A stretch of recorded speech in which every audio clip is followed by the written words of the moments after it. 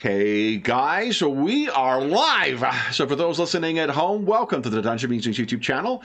My name is Kevin Madison, and I'll be your friendly... Oh, what am I going to be? Oh, I was going to be your friendly bard, I think, today, because today we are carrying on with our mini campaign playing the Design Mechanisms Excellent Mythras RPG. This is... Mythras or Runequest 6th edition, and we are using that for a campaign played in their Mythic Britain setting. I've got a link down below in the description of the video to the design mechanism if you want to learn more about Mythras and or Mythic Britain. But our campaign is called The Wolves of Gwig, and I'll go the order. I've got the stars of our campaign on the screen here, which tells who you are and who you're playing today. First up, we've got David. Hi everyone, I'm David. I'm playing Emrys ap Cain, a young hunter and tracker with big dreams. Very nice. Quite literally and figuratively. Next up is James. Oh, and James, you are muted. Yes. Simone. I'm playing Brendan ap Cormac, a Catholic, a priest, rather, a Christian priest, busy trying to convert some of the Dumnumni. Very nice. And last, but certainly not least, is Graham. Hi, I'm Graham, and I'm playing Morvin ap Taran, who again is another young Celt, Romano-Briton. He's a warrior farmer. We've already established in session 1 that he has the sort of typical, sort of slightly headstrong attitude of a young warrior, shoots his mouth off a little bit if he thinks he's right, and that's going to lead him into further trouble, I suspect, this week. Yeah, excellent. All right, so let's bring us to your, here we go, your hometown of Tresulian. What do you guys, this is session 2, as you mentioned, what do you guys recall having happened last time?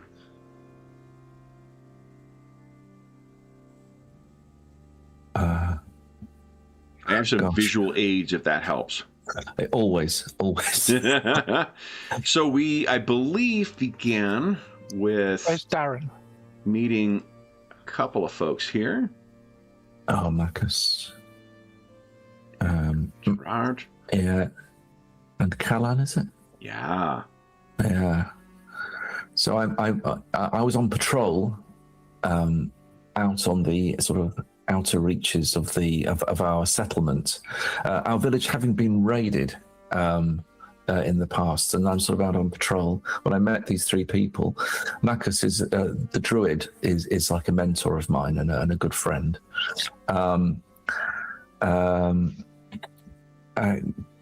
Gerard, I've insulted already. He is one of the sort of key members of the guard of King Mark. And Callan, well, a brute of a man. He probably is, as he looks, an Irishman, and of the Gael. And it seems that the Gael are also interested in the eponymous Gwig for some reason. We don't quite know why at the moment. And that we have been, I think, commissioned to, well, in fact, Marcus told us of his dream. Yeah, he said he wanted to come and speak to Brendan. Yep. And he had a dream of the island of Carrick Los in Coast, and it was involved an eagle of verdigris brass holding a snake and a bear. The snake in this claw sinister. Well, there were 3 components to the dream. 3 is, of course, an important number among the Celts. Do you remember the 3 separate components to it? Oh, no. I was very excited by the eagle. There was a bare-headed man with like a ghostly face, soaked in blood. You saw that when he looked down? Yeah, and I think there was someone standing in the waves with like moss for a beard. sort of grey-skinned. Then in the sky there was an eagle with a bear in one claw and a serpent in the other. Now, Yeah. the man with the bear's head, it might not have been a bear's head. It might have been a bear skin on his head. Yeah. I seem to remember. Yeah, when you put it to that like that to him, he thought that might have been the case, but it was he looked down and saw the bare-headed man with a ghost face. When he looked forward, he saw the man in the waves, and when he looked up, he saw the brass or bronze eagle corrupted with verdigris and carrying those things. Brendan, didn't you provide sort of us with an interpretation of the dream a little bit, which gave us an indication of what it might relate to? Was it something like, is it Karek Lucenkus? Or It's either Lucenkus or Losenkos. I've seen Losenkos. references both online, so this is Mythic Britain, so like whatever we choose to pronounce it. It was somewhere near Penzance, wasn't it? Yeah.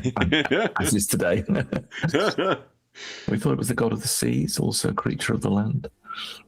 Yeah, there is a Brendan's background as a apprentice druid afforded him knowledge of many of the spirits of the land, and there is said to be what is it? Losenkos was or Karek Losenkos was a place of great importance for the Druids before the coming of the Romans, and it remains a place of powerful spirits as well, one embodying the island itself. So what that portends, still not... you guys also did obviously draw the allusion to the verdigris brass being something relating to the Roman occupiers. Yes, and the serpent possibly symbolizing the Irish. Indeed, because that is what St. Patrick is alleged to have driven from Britain. We also had an opportunity to meet Emrys's, not nemesis by any means, but a rival. A rival, yeah. And I was merely resting my eyes. I was not asleep on the job. It was a Exactly. vile accusation. Yes, I met the second best hunter in town, after myself, of course, and lovely Nimue, his daughter, who did find me resting my eyes, and with a warning of things moving in the woods. Yeah. And then later we found, when I joined the others, that Callan was actually looking for Forza because they need a hunter or guide for something. Yeah, there was a bit of a, not embarrassing necessarily, but a bit of a mix-up as the best hunter in town. And once you were introduced as that, they were like, oh, so you're Forza. We also talked a little bit about your lord.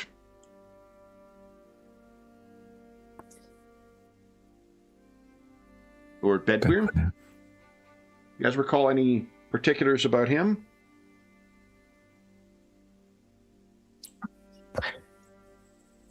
He is beloved, of course. Mark, no? Yeah, he's beloved by King Mark. He is a bachelor. And one of the most significant things we've dealt with is there is Nemesis, who is a newfound Christian, part of your flock, Brendan. He's also the patriarch of the family of silversmiths that lends your town a great deal of fortune. We also had an opportunity to meet, I think it was Brendan. We brought, was it your home that everyone went back to? Indeed. Yeah, Yep. And that's when you spoke to Macus. Anything else you recall from last time? We got some more information about Mark's court. Yeah. Which, because he's been deceived by his beautiful wives, and most recently Isolde, the Irish princess, relations between the two of them now are quite quite, tight and not very good. He has a nephew called Tristan. Yep. Who's devoted to his uncle, and he's sort of carrying the burden in many ways on his young shoulders of trying to maintain things in the court, because the court's in not a very good state. Yeah. There was some mention of another character. Is it Wale? Senior druid. Yes, the senior druid. Yeah. Very capable. But there's a sort of a toxic feel due to Merlin's deception, which is creating another strain in the court, which it doesn't really need. Yeah. And there was also mention, and this might be an existential threat to us at some point. I'm not sure I got the name right. Was it Havgin, a lord of Dumnonia to the northwest, with a rumor that he has been prevailed to take Kurnow, which would throw everything to war if we're not. Not that he was. It's actually a bit worse than that. Okay. It's that one of the northeastern lords close to the border with the Kingdom of Dononia, or at least the fractured kingdom there, it's said that one of their lords has prevailed on him to conquer them because of the failure of King Mark to meet his responsibilities. Now, there's not necessarily... That is a rumor that Macus insists, but if it is true, it could be that the King Mark loses his kingdom not by conquering armies, but by villains invited into his own home. So, anything else you guys recall?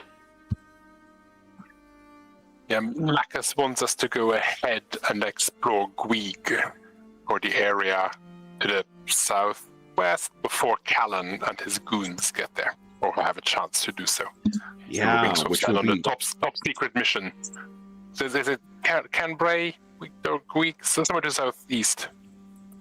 We go. He doesn't trust Callan and what his plans, because Callan works for an Irish prince. Yeah.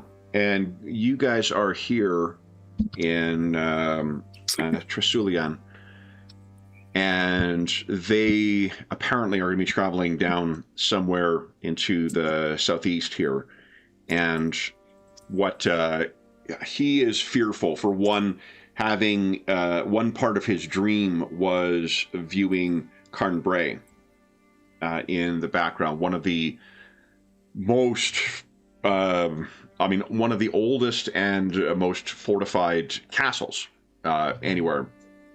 These are hill forts, and Kurnow is not particularly replete with wealthy individuals building impressive, structures. But even as those go, with those limitations, Carnbray is a legendary seat of strength and indeed, Lord Khan, who is said there, is said to be a righteous lord.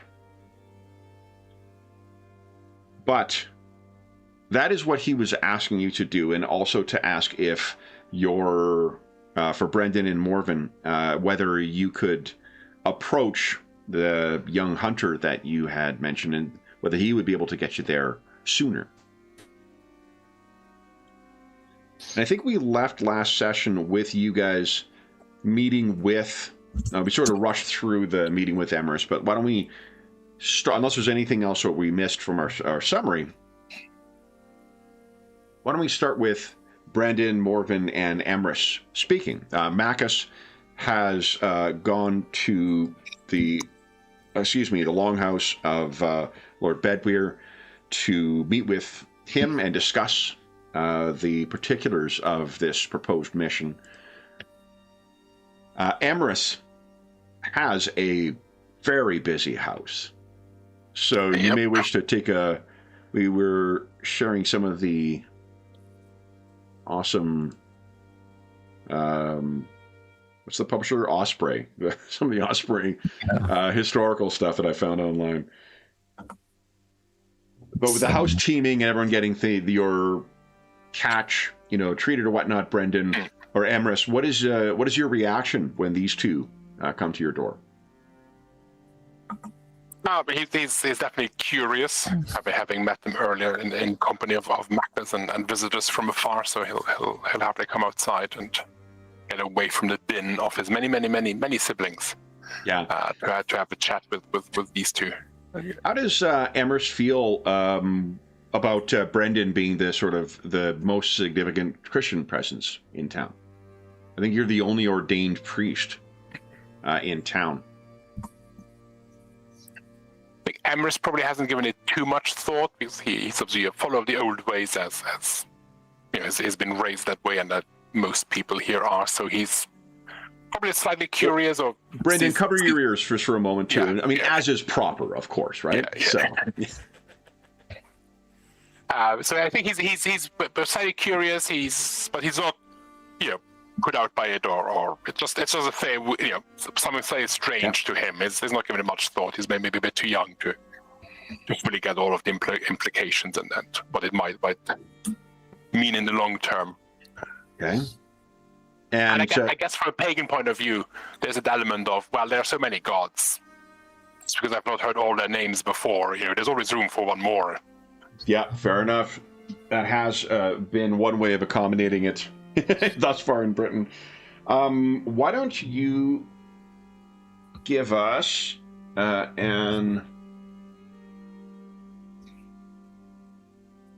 make it easy. Remember, you got a top left to set the difficulty of the task. Yeah. It's clever.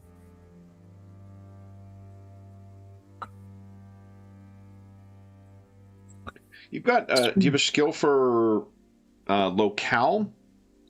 Let's see here. Customs? Oh, there's locale, yeah. Yeah, because what I want is something to the equivalent of gossip or.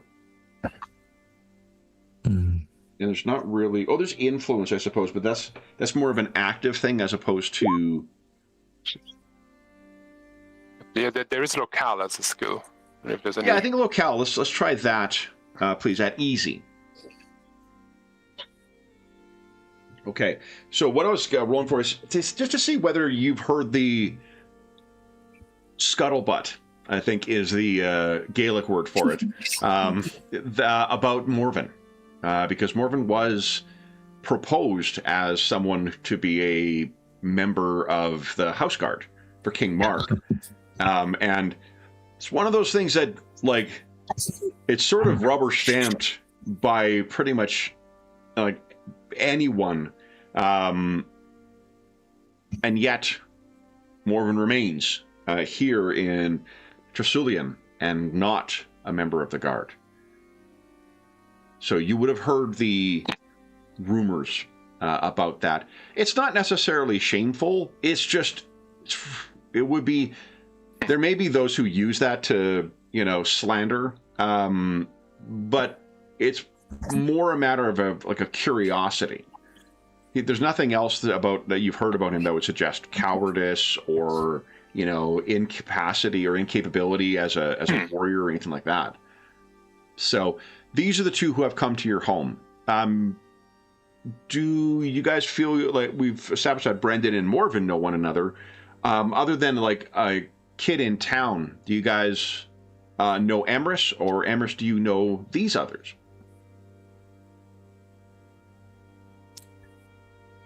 Yeah, I'm guessing we must know each other. Yeah, I think from childhood, and we've probably messed about. We've gone playing in the woods and messing around and hunting, and generally followed Emrys because he always seems to have this innate knack of knowing where to go and how to get to places, and so that's probably our. Yeah, we probably go right back. It's probably one of those sort of communities where you know everybody. Okay. So then, two come to your home. You guys step away from the longhouse or the roundhouse. What do you guys discuss? Well, Emrys, Open. we've got visitors. You may know that we've got visitors from King Mark's court. Yes. Are you finally leaving? Yes. And that Yes, I Callan's am. a bad one. Yeah, I think so. I am leaving with you, actually. Emrys. Okay. I think so. So we've been asked to explore a place. The druid Macus is clearing that with our Lord Bedwyr. Obviously, we can't go without his approval. But he wants us to go and search this location, which the Irish have got a great deal of interest with. And he wants us to find out what's going on there, what it is, why it's significant, before the Irish do. And so we need somebody who can basically get us there. And I did mention you, I'm afraid, Emrys. I'm not afraid. I did mention you because you're the best. So I hope that you can do it. I think it will be great for our own glory and our own honor. But I can tell you, if Macus thinks it's important, then it is. Yeah. What do you say? I mean, is that why the others were asking for Forza? Obviously, Yes. I'd be much better at getting us there. Exactly, that's what I said. So he's proclaiming that now, even now to Lord Bedwyr. So your name would be mentioned to him. Well, I know. I won't let anyone down. Well, it's difficult though, isn't it? Because I feel the same way. You got all your brothers and your sisters and the family to think about. Sorry, I can't remember, David. If are both your parents still with us? I have one step parent and one parent still left. Right. So you've also got the head of your household to clear it with. But if you can see yourself to do it, it'll be quite a trek. Yeah. Where are we going? Well, I only vaguely know because I haven't travelled far. You see, it's beyond the outer fields. It's a place called Gwig. I mean, the dream was in, and Macus has had a dream of this place. I mean, the dream was in the shadow of Cambrai. But there's a place. It's like a rock, a giant edifice that plunges into the ocean. Carrick Lucencus is the place we're going to. Have you heard of it? You can give us a locale check at, I think it'll be standard. She's like, it is an important place, but there's also like a lot of important places around. Yeah. I think when... Whoa, wow. Yeah, that's a big roll. One of the things that, and your dream about this looming place on a hill, it's led you to ask, I imagine, for those who have traveled wider or at least are more learned, what places are like that, and you've heard the description of Carrick Lucencus, and it's said to be it's almost as if a mountain of granite just thrusts up out of the southern waters. A veritable, fortress on its own, just thrown up. Yes, I have heard of it. It's said to be quite remarkable. Well, of course you have. I thought you might have done. I love assumed to you see would have done. Great. You weren't wrong, Morgan.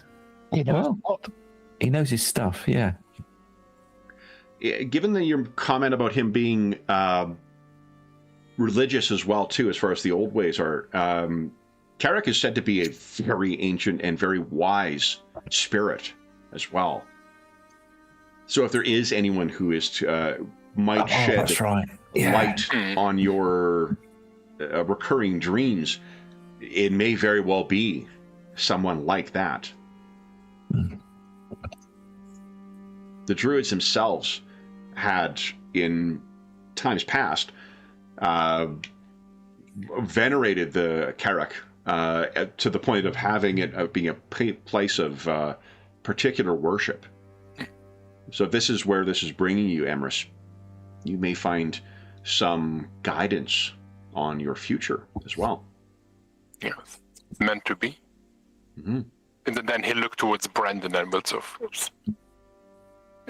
just so his eyes narrow. Like, are you? Is this what's your interest in this? Doesn't strike me as a place for you.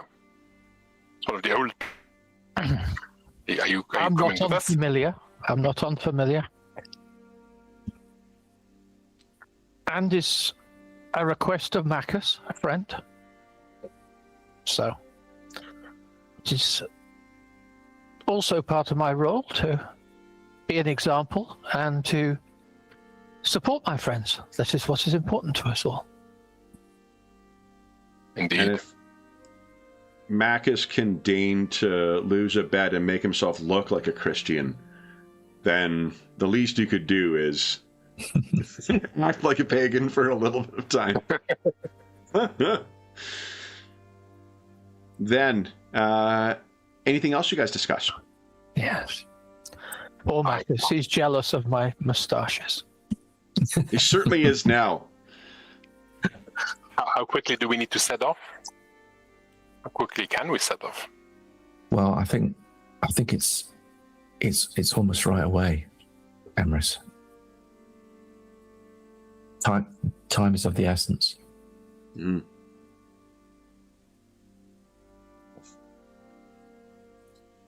I'm ready to go.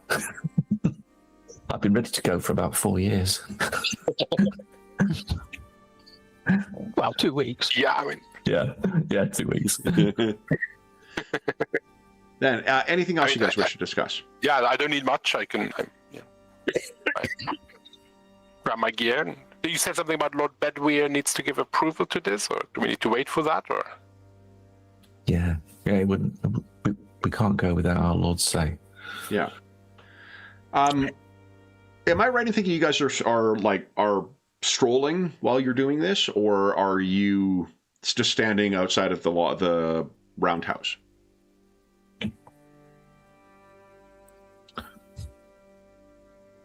I say this as a perennial pacer.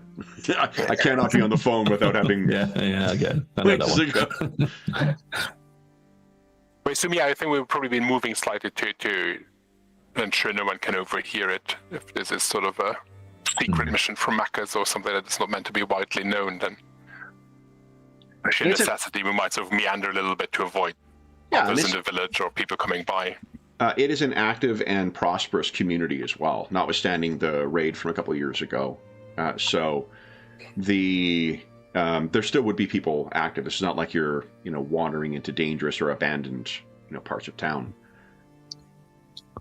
In which case, could you each give us I tell you, the one thing I need, there's so many inserts for this screen, a list of skills. Not asking too much. When Age of Arthur 2nd edition comes out, Graham, I'm just going to put a bug in your ear when you make your GM screen. It won't have as many skills. If there are 6 skills, I still want to see them on the GM screen. Yeah. Nothing, just because it saves, the effort of having to constantly refer back to a bloody character sheet. Okay. There we go. Would you each give us a perception check, please, at let's say standard.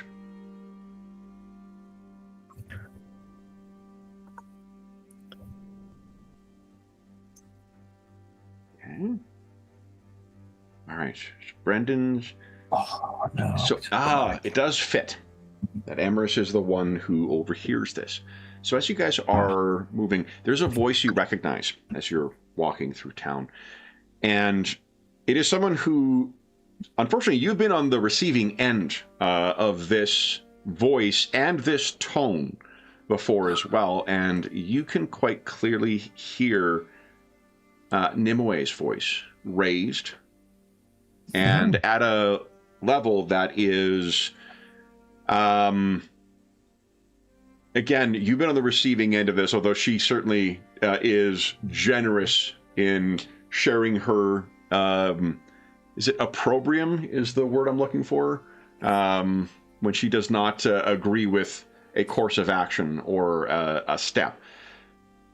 The shouting, you can tell Emrys seems to be coming from Forsa's roundhouse, where she lives. They seem to be having a very... You can only hear really her end of whatever's being said. But she is giving him an earful of whatever is on her mind presently. If you want to hear what she's talking about, you're probably going to want to be a little closer. You're far enough away right now that Brendan and Morven did not pick up what was going on. So maybe it's like a side lane, as it were, that you sort of look down and you can hear... Because initially, I imagine your reaction is, kind of like when you hear your mom's voice raised, you're like, Jesus, what the fuck did I... it's a conditioned response for you to respond to when Nimue is pissed and yelling at somebody.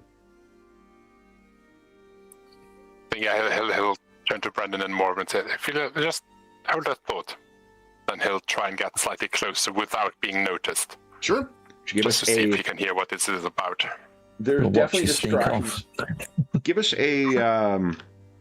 this is not the way it works in Mythras rules as written, but it's such a good way of handling contested things. Why don't you give us a... Oh, you know what? Make it an easy check for you, please, for stealth.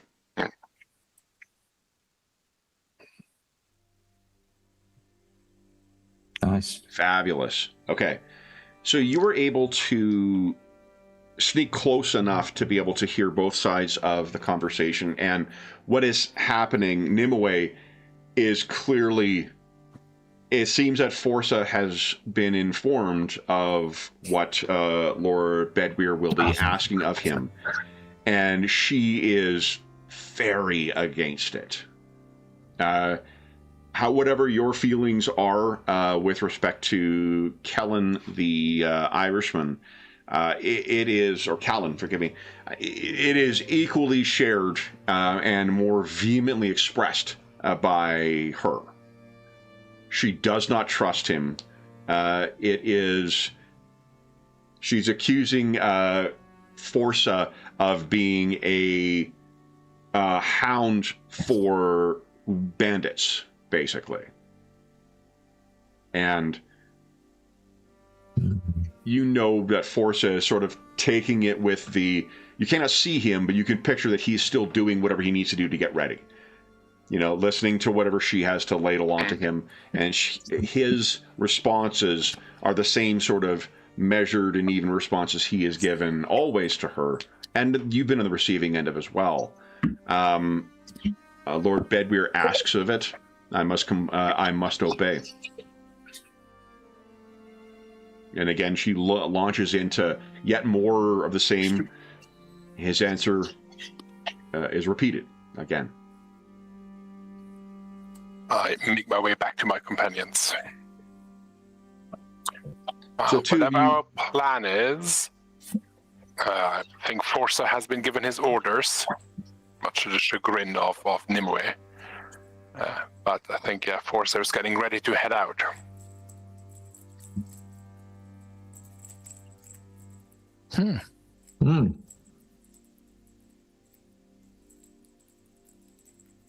How do you feel about that, Imris? I'm not against a bit of competition. He's taught me a lot of what I know. There's no confusing Nimue with a ray of sunshine, it has to be said. She is a distinctive presence whenever she is in a room.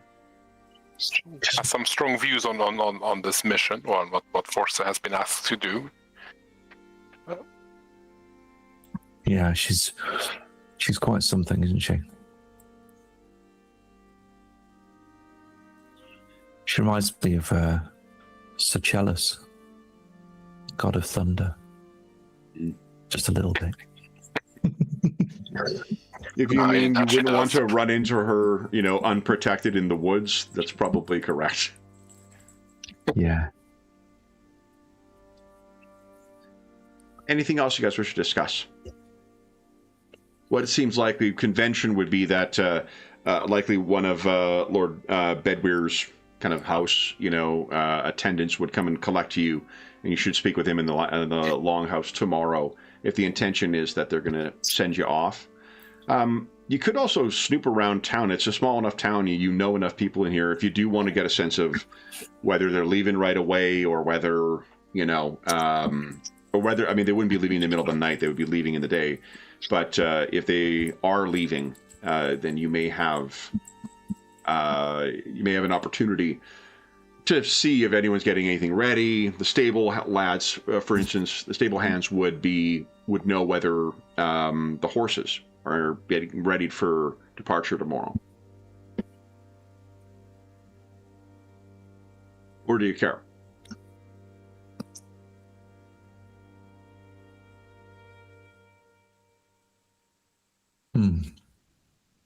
Not bothered. No, I think I'm waiting for my mentor, or possibly our lord, to confirm that we can go. Okay.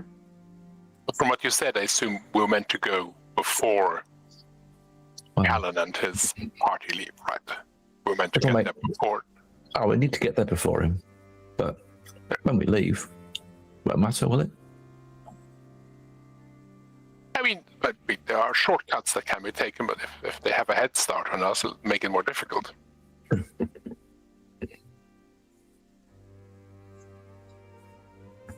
Well, I still think we have to wait. We can't go. You see, it's thinking like that. That means I'm still here. Yeah. Anything else you guys wish to discuss before calling it a night and then trying to have a restful sleep while waiting for a meeting with your lord that may alter? I'll mention Nimue again. Probably a little bit too much, which probably you've noted that I keep mentioning her. I don't know why. Why would that be? Actually, my namesake is Taryn. She's the goddess of storms. That's Nimue. Unusually, she's not got red hair and got a Saxon accent. No, but she's temperamental. When angered, she brings forth unceasing rains and driving winds.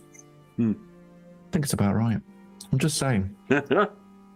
Whatever her temperament may be, Nimue is most assuredly a beauty.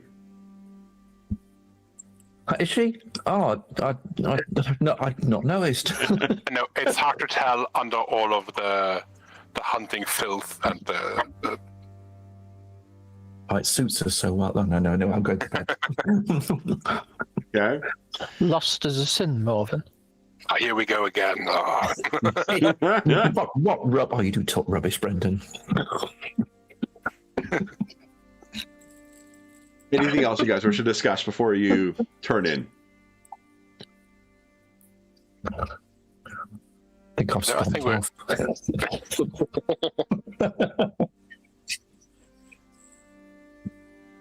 I think Emrys will go and sort of make sure his gear is ready in case we get the summons early tomorrow morning and are told. I'll be getting the old whetstone out on the sword. Okay. Did we? I think we rolled for keepsakes, right? Did we roll for keepsakes, or am I confusing this with another game? Oh, let's have a look. I can't remember. They're Would that be on our gear? What's probably under your gear? I actually might be confusing this with. I thought there was like keepsakes or trinkets or something like that in the game, but I think I'm probably thinking of something else. Are you thinking of mementos from Dragonbane? I don't know. Yeah, like it's probably that, or Yeah. like trinkets from any of the 40k games, or Okay.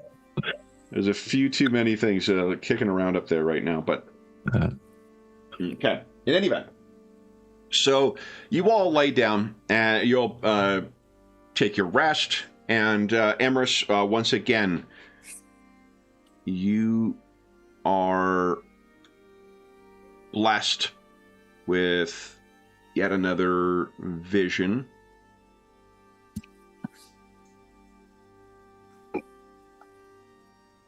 So beautiful.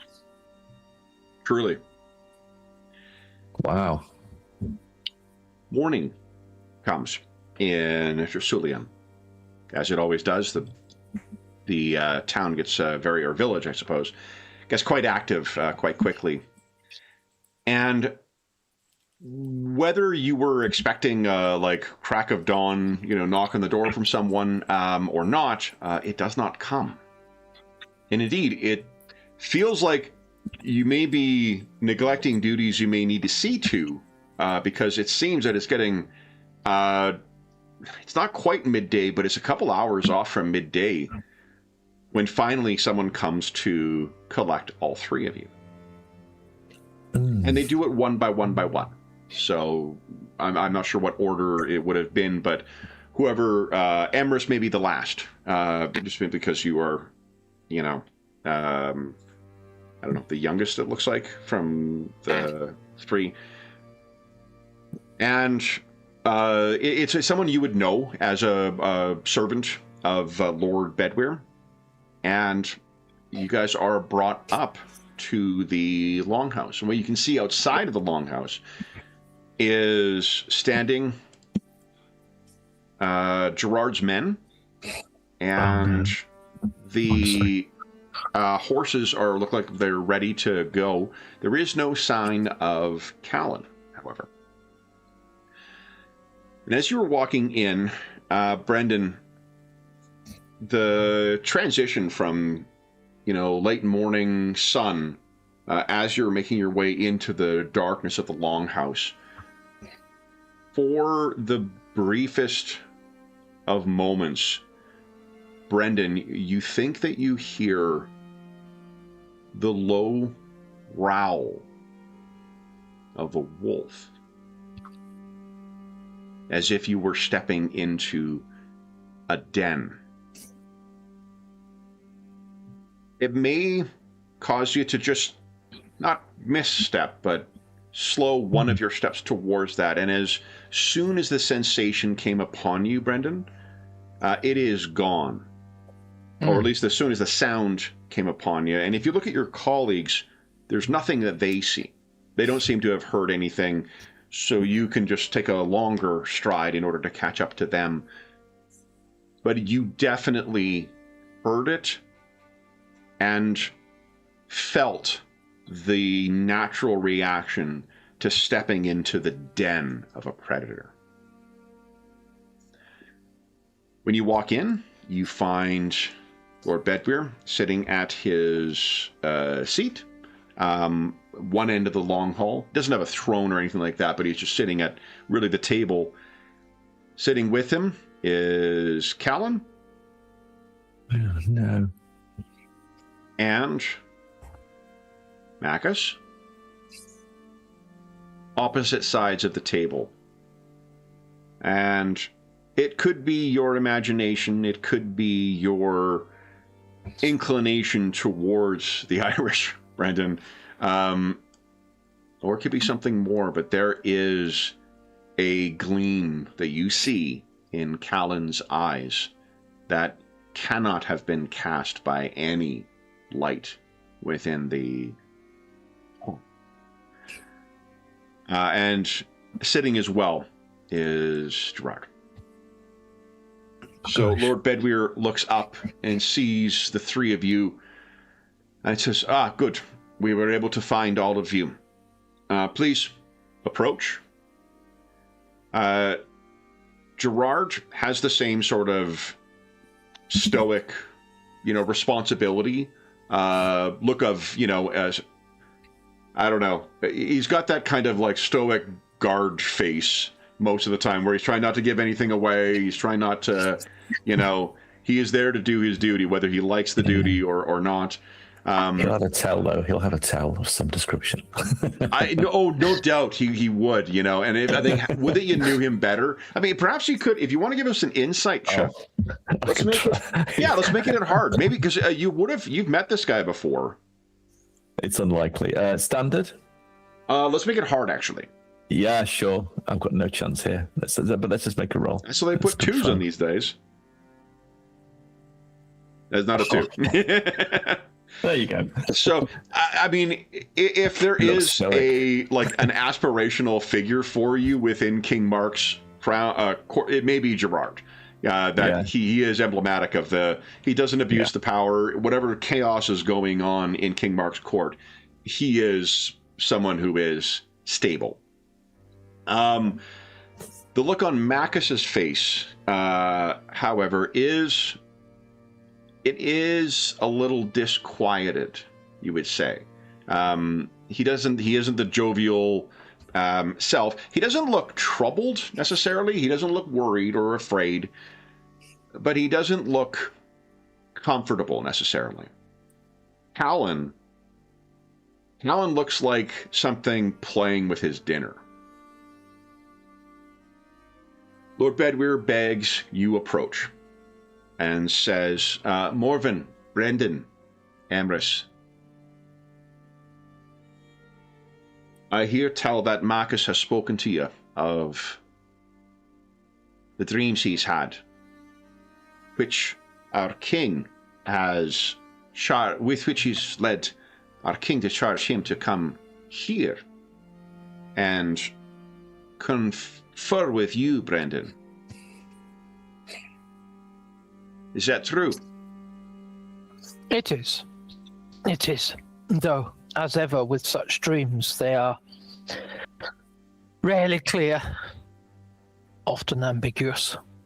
Indeed. But our king deigned them to have enough import to deliver Marcus the long distance here. And fortunately, his visions came at a time when there were other matters that brought the king's men here. He kind of nods to Gerard on another task. And Callan's kind of got a smirk, and he's just kind of trying to make eye contact with any one of you guys. He will not be getting eye contact with me.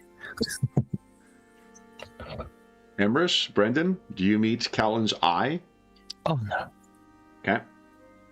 I think Emrys probably would. He's not used to these meetings or gatherings of influential people and power players. He's probably just sort of looking around, taking it all in, and will at some stage just make eye contact with Callan. And I think there may have been one time as a young hunter, wrong place, wrong time, you happened upon a chance encounter, a wolf, seemingly on its own, not hunting in a pack. So a renegade, a lost one, or whatnot. And as a young hunter, you likely would have been fine, but there's a look that you saw in that thing's eyes before it decided to go on that you recognize in Callan's eye. And however you felt as a child coming across that is a feeling that is... I'm not going to tell you how your character feels, but it would remind you of that. Lord Bedwyr says, and what, Brendan, you are most learned, and though you have forsaken your first path for a different route, what do you make of Marcus's dreams?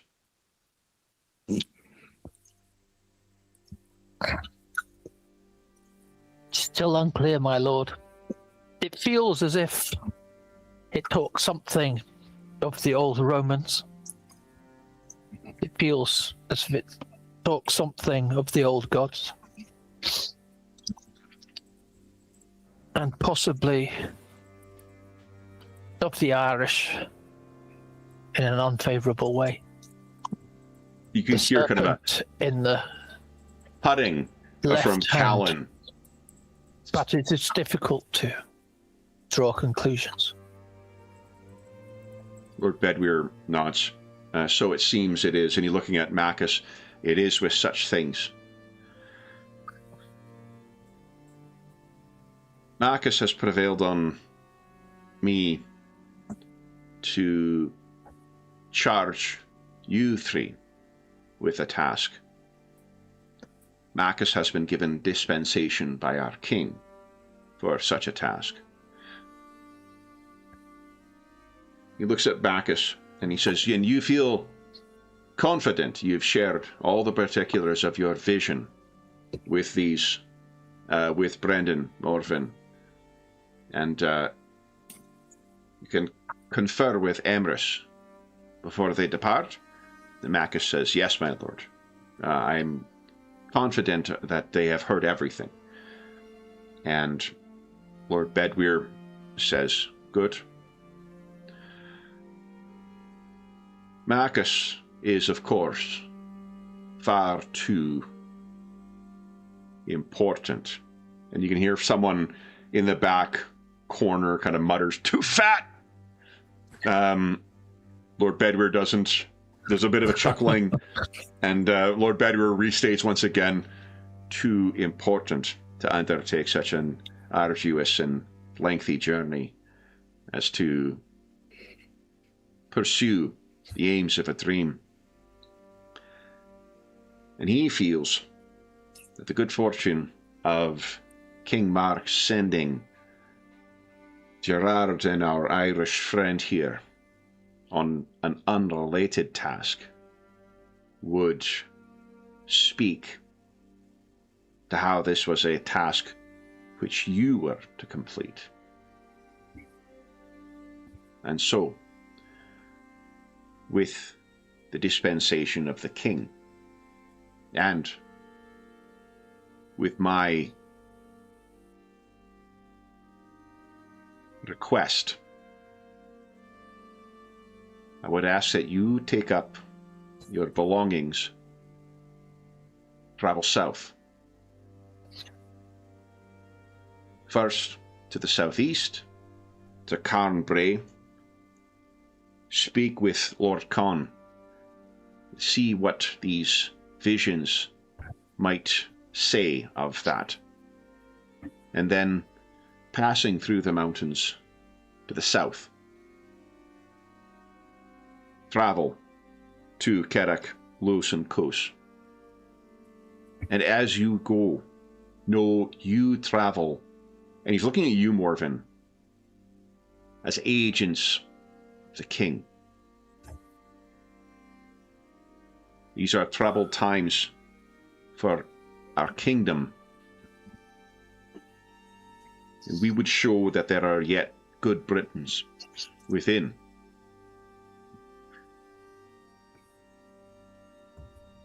Make yourself show the benevolence of King Mark where you can. Serve the people and trust that this vision will reveal itself. And when you have succeeded in your task, and Marcus is confident that you will, and Marcus kind of nods assuredly at that, you will then return. And you will then travel to King Mark and speak of what you have learned.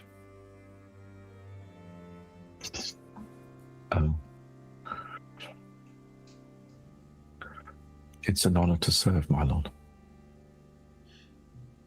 And Callan kind of leans down and says, "And Gwig." And Lord Bedwyr says,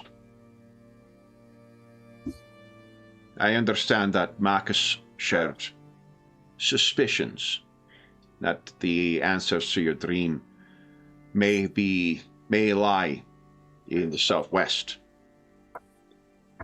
or southeast. Trust that those are being attended to by other. And he kind of trying not to be rude, but he does still pause and say, servants of the king. And if your eyes go to Gerard Morven, like, he still isn't giving anything away. Whether Gerard is, however he may feel about being charged to escort Cowan along, he's giving nothing away.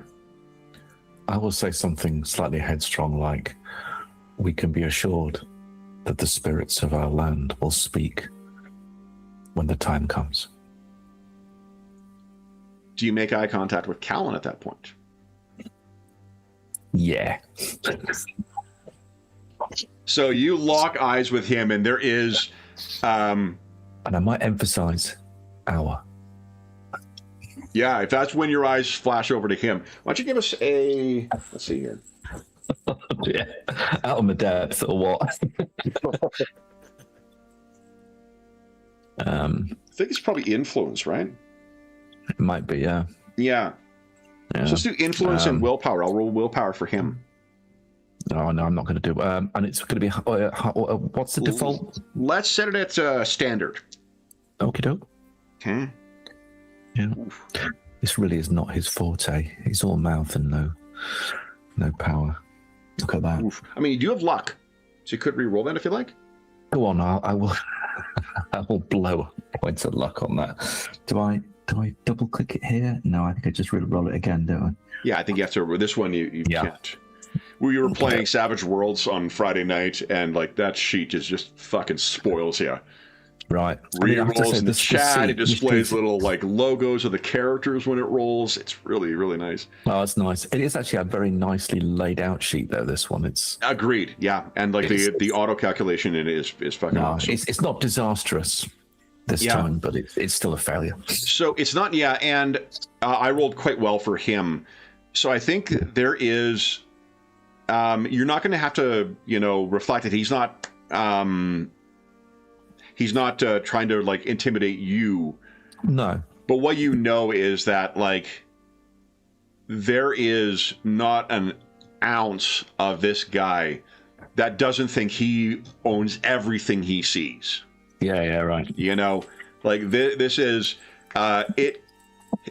the utter confidence of this guy makes you think that he could draw a blade, slay the Lord, and feel confident of walking out of here. He feels that assured in his mastery of what's around him. Hopefully, I'm thinking in the back of my mind, and that might be his undoing. Go on. And I think before try it. To that point, Cowan sort of pushes himself back and says, "We've wasted enough time then. Let's go." And Gerard kind of looks to Lord Bedwyr. Lord Bedwyr nods to him. The two of them head out. And Emrys, if you follow them as they walk outside, you can see that Forza is standing there as well. All his stuff readied, looking like he's ready to lead them. With all of them left, it leaves Macus and Bedwyr behind. And Macus looks over, I don't know, why don't you each give us if you have a prior relationship with Macus, you can make it an easy check. If not, just roll a standard insight, please.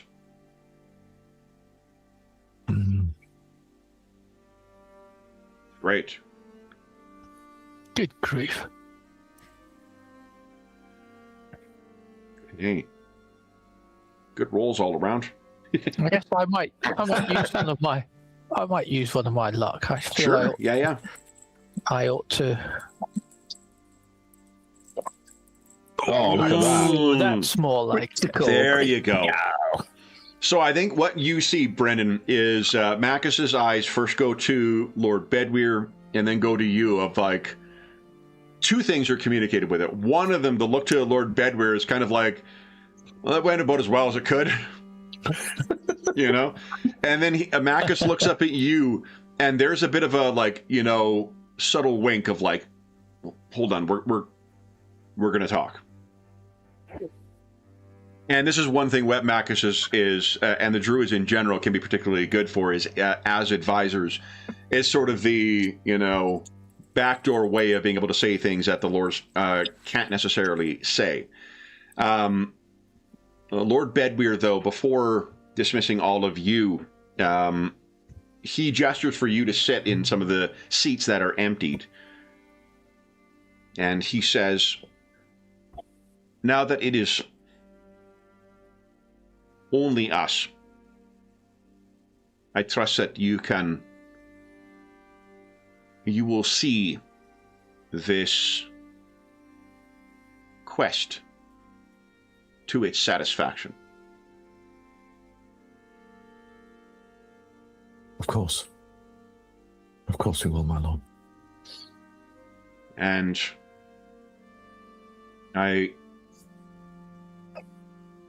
this will require you to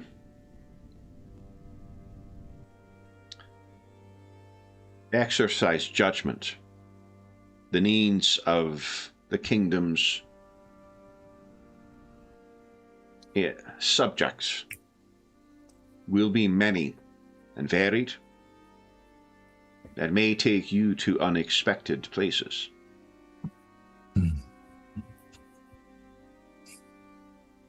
I trust you will go where the king and assistance for him and his people is most needed. I think you know, my lord, we are ready to prove ourselves to our land and to our lords. In my eyes, you have proven yourself, all of you. But success in this task, Morven, would undisputably show your value in the eyes of the king and his court. That task may be difficult, but we're spared the burdens that Gerard faces, my lord.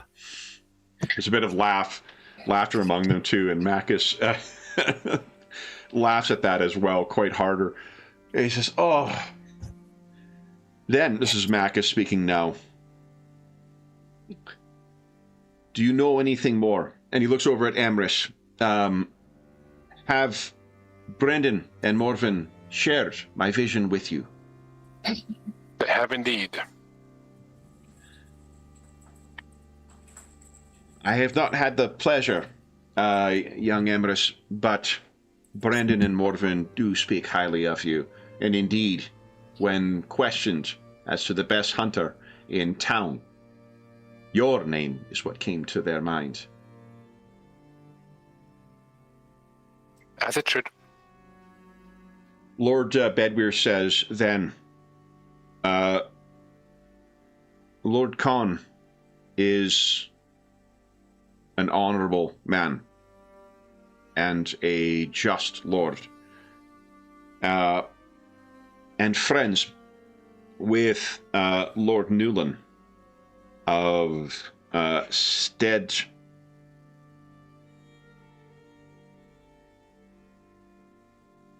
Hyans. Both you would know. Stead Hyans is, let me show you on the map here. Stedheens, maybe is how that's pronounced.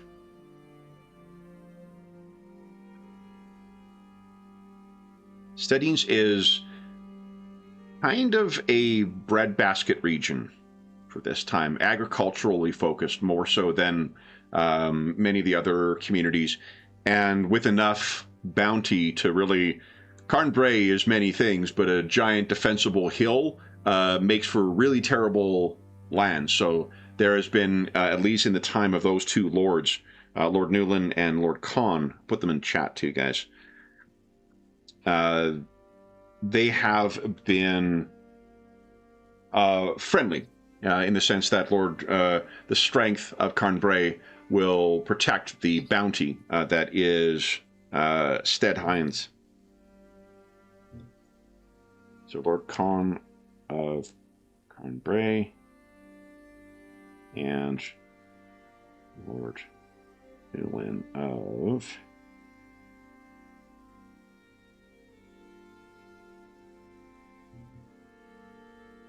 anyone actually from the UK or resident of the UK want to take a guess at how to pronounce that? Deadhyans? Dadians? What do you think?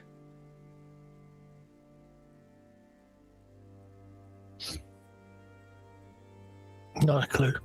We need to make friends with a Cornishman or woman or person. It's probably Stoddens or something. So. Stoddens, I like that. Okay.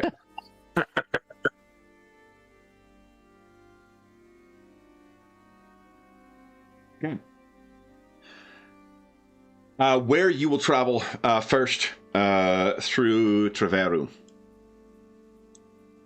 then to Carnbray, and conversing with Lord Khan, likely through to Krausherlin, which is down here, and then on to Carrick, Los and Kus. Gwig is where they are traveling.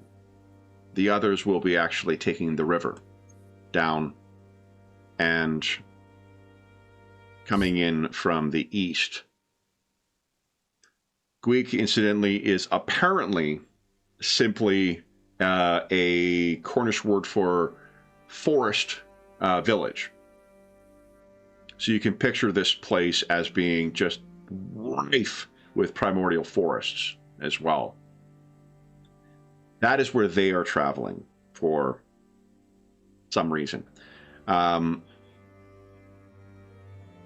just to give the geographic sort of directions there, the Lord of Treveru, incidentally, here is Lord Reagan.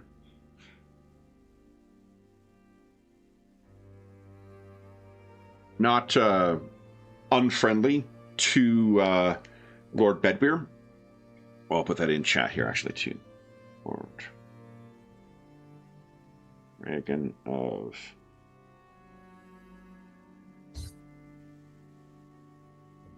Treveru. He's not unfriendly, but Lord Reagan, there is a disputed inheritance among his court, so it is somewhat chaotic. It is a larger community and a larger holding than yours, but troublesome. As best, the advice that Lord Bedwyr has is to avoid politics with them as much as possible, should that you make yourself known to the court there. It is not in Tresulian's interest to be throwing in with one or the other. We are friends with Treveru, whoever the Lord is.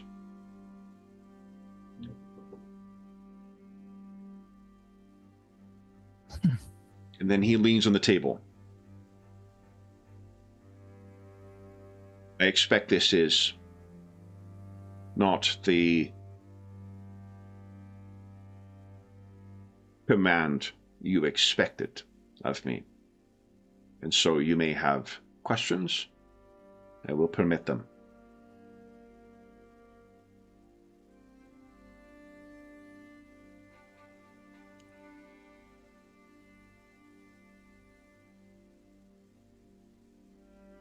Macus leans and says, "See?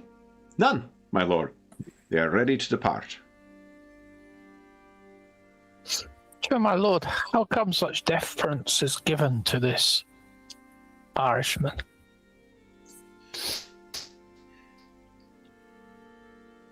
your sentiment towards our friends from across the sea is known to me, Brendan. But they are seen by King Mark as our allies. Or so he is directed by some in his court. And unless the king can be shown otherwise, he will not know what his purported friends do. Those friends are most dangerous. And understood, my lord.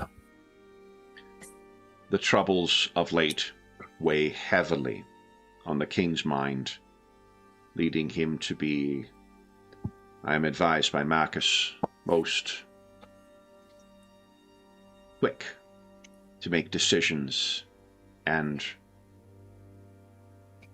the significance and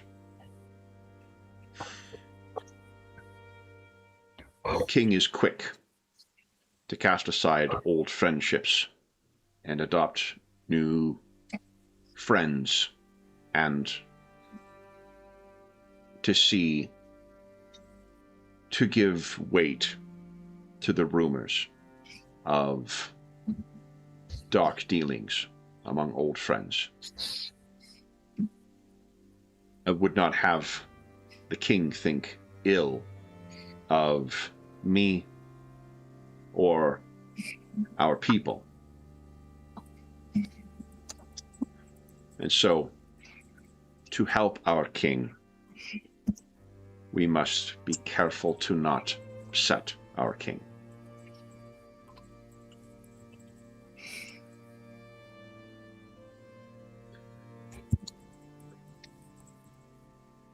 Marcus will be a little more direct and simply say, I don't know, whatever they wish down there, it is something, what business brings them is of great import, and they do not require a hunter to reach Gwig.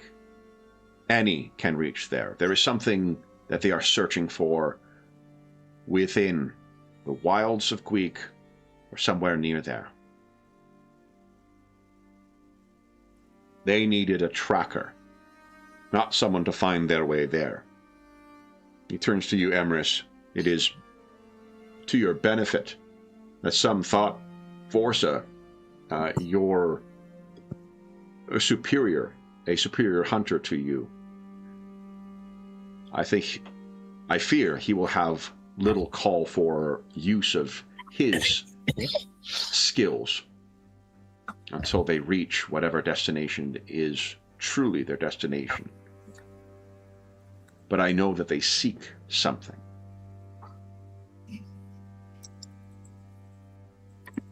While the Irish have been welcome in King Mark's court, and such men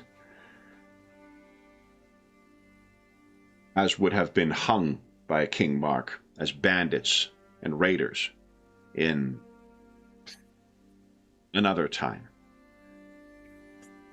this is the first time they have prevailed on him in such a direct manner.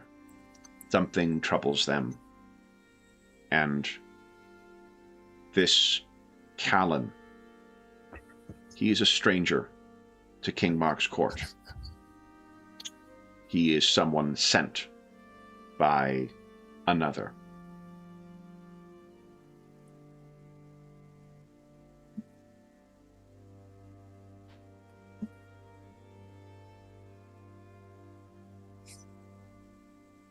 Any other questions?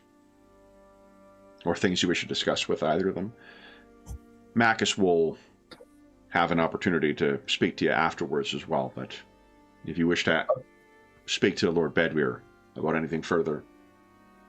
Only to say that I think the Cornish is Stethian. Deathian. Stethian, yeah. Oh, cool. Anything else?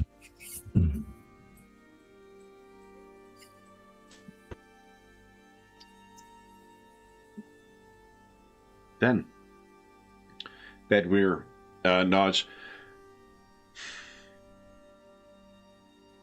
Then and he kind of looks at the lot of you. May fortune favor you in your quest. He nods and looks at Macus, nods to him, and Macus kind of gestures to you guys to walk to the outside of the longhouse. It seems like he may want to have a chat with you about something as well. By the time you get, unless you say anything further to Lord Bedwyr, he will depart. As you guys are leaving, he's other matters to attend to.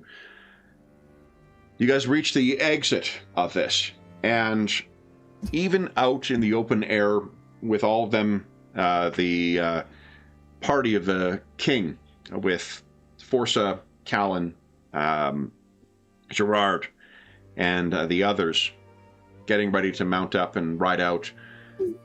You can see Morven because you have an eye for it. While your mind may be racing, you can see one very angry but very lovely young lady standing kind of at a place where she will not have struck their departure, but she will be glaring at each of them with a cold hatred. Nimue is here to see them all off. And Callan will spare a look back at the three of you. And you having met his eyes before, Callan gives you a dismissive wink.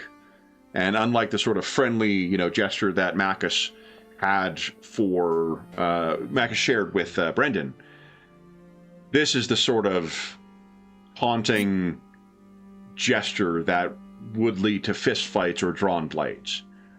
There is nothing respectful or friendly in that gesture. The horses turn and they ride off. And Macus says... Actually, he says nothing, I don't think. I don't think he's going to add anything to that. Unless you guys have anything to say. Nimue, surprisingly, manages to keep Stum as they ride by, and they depart. Guys, we're at our mid-session break already, so why don't we take our mid-session break now, come back, and see if you have anything further to discuss with Macus. So for those listening at home, we'll be back in about 5 minutes.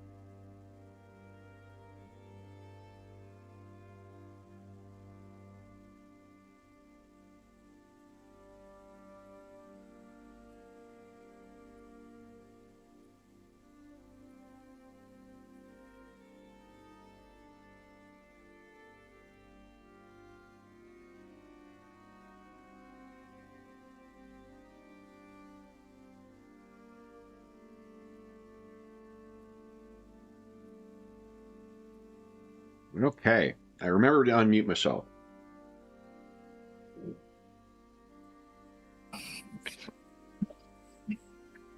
Hey, everybody in chat. I hope you're having a wonderful Sunday afternoon. Thank you for joining us in the lovely hamlet of Tresullian. I am, of course, very sorry for what's about to happen to Tresullian, but for sure. Oh, wait, Ram's back. Hold on. Ignore. Pretend we didn't say that. No.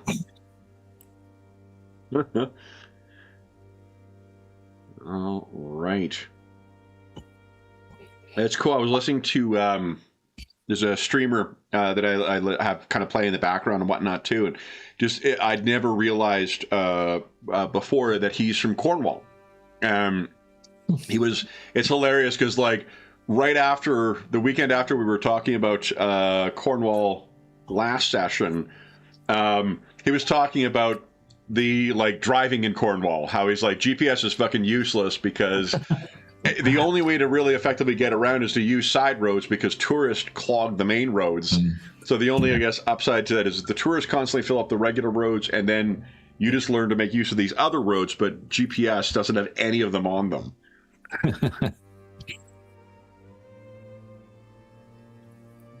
Yeah, it's a big tourist trap. It's Cornwall. Yeah, I'll bet. It's gorgeous, it's like from looking for images and stuff for it too.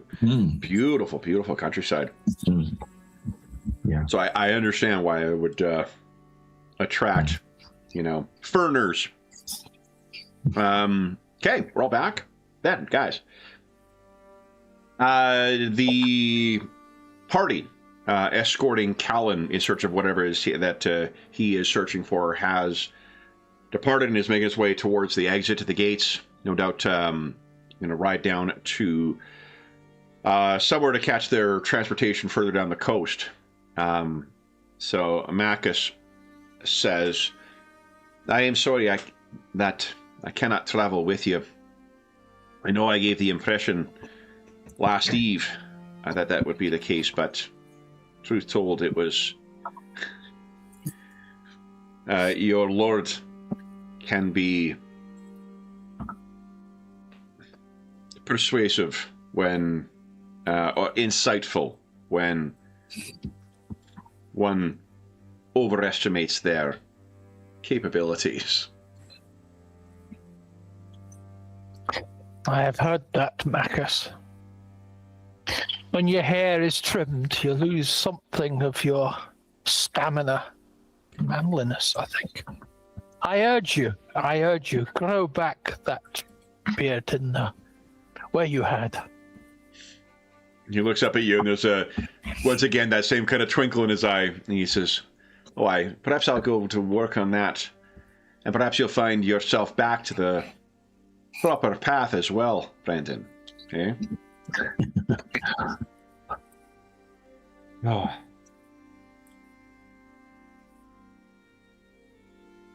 We must know what. I think it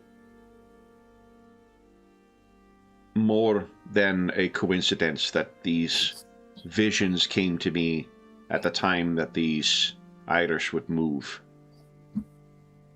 There is something afoot, and the king must be troubled, as he is, if we bring this to Tristan. I think he would help his uncles see the truth of things. Whatever that truth may be.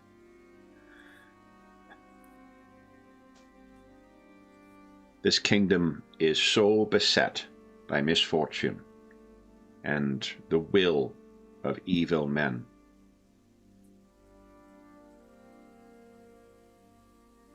If we were to open it to those, the worst who would come from Ireland, there would be no kingdom worth saving.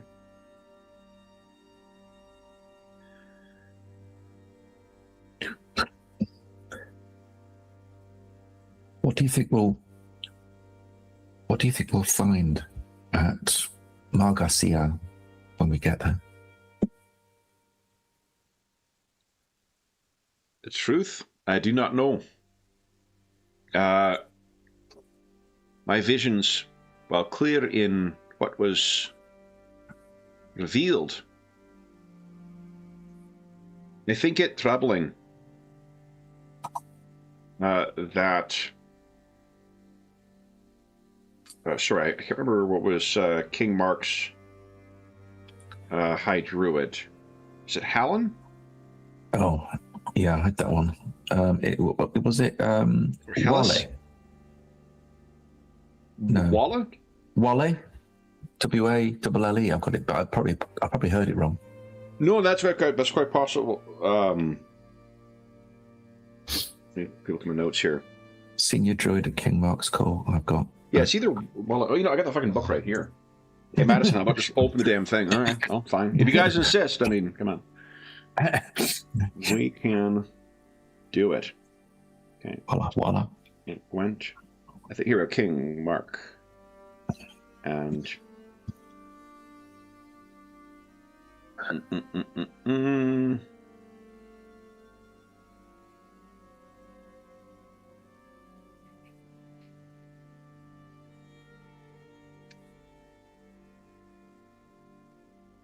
It. Wella. All right, Wella. Right. Okay. What you'd ask is that whether what you might find there, and Marcus says his visions are clouded, clear in what they show, but beyond that, the spirits have been silent to me, though. Wella is a more powerful druid than I, and his mind, the malice that he holds for Merlin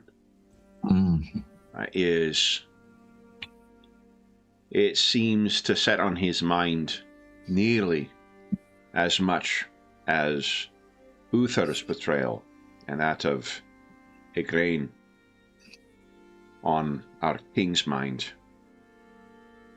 And I think that distemper, it causes the spirits to respond. And so, I do not know. Carrick may have words for you as well. And while you may not, you may offer prayers to a different and singular God now. You know that the spirits are real, Brendan. And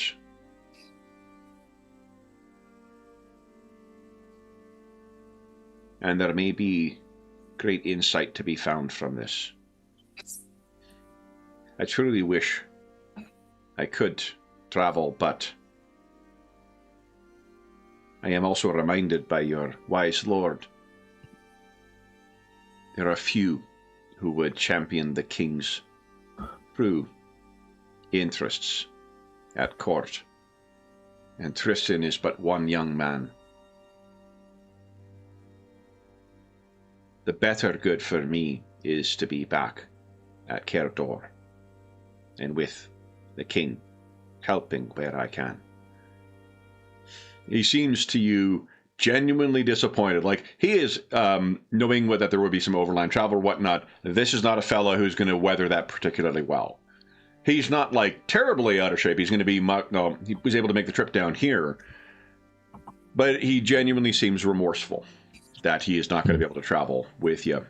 Meeting with a spirit as great as that, there are few places in Britain that would have spirits as powerful and as personified as that. There is in the far, in what is it? It's not called Gayleys, but it's something like that. in the Parisi, not Gilly. In the region of the Parisi, their spirits are very, very, very powerful there. As is some of the river spirits in Dumnonia. But the spirit of Karak would be among those in terms of potence and influence. Sabrina, isn't it, in the summer country? Mm. Well, I too am sorry that you couldn't join us, but perhaps Nodens, god of hounds and the chase, will accompany us on our journey. Indeed. I feel good. I feel confident that in the course of our journey, you'll hear many of his hounds in the course of our tale.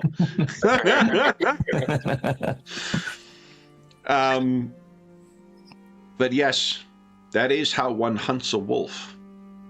And I think at the mention of that, Brendan, you don't hear it again, but you feel it for a split second, that feeling of being in a, manifestly unsafe place that you feel down to your bones. That chill runs through you once again when you think of the sound of the wolf as you approached the longhouse. It then passes once again. Well, he says, Marcus, I suppose you have a very long journey to prepare for, as do I. The road waits for no man, and I best ride out here. Should we share the journey to Treveru before I travel north on the old road? See why not? Yeah. Good. The trip to Treveru would be about a day, an afternoon, or like a half day travel, so you guys should do that. But before we do, one thing I discovered today, guys, that cemented my feelings towards Mythras. And looking through my GM's guide, I found something that only the very best fantasy role-playing games incorporate, and that, of course, is... Oh, no. Random weather table. No. Would you kindly... Let's see here.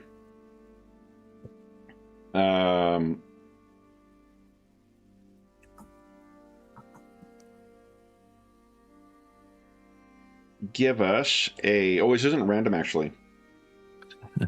This game is bullshit. David, let's start with you. Why don't you... you'll play the role of Dave today. And so, David, you'll be filling in as Dave today. Would you give us a percentile roll, please? Thank you, Weatherman. Moderately overcast today, with a bit of precipitation. So this afternoon we'll see some rain, but that is not unusual for Kurnow in general.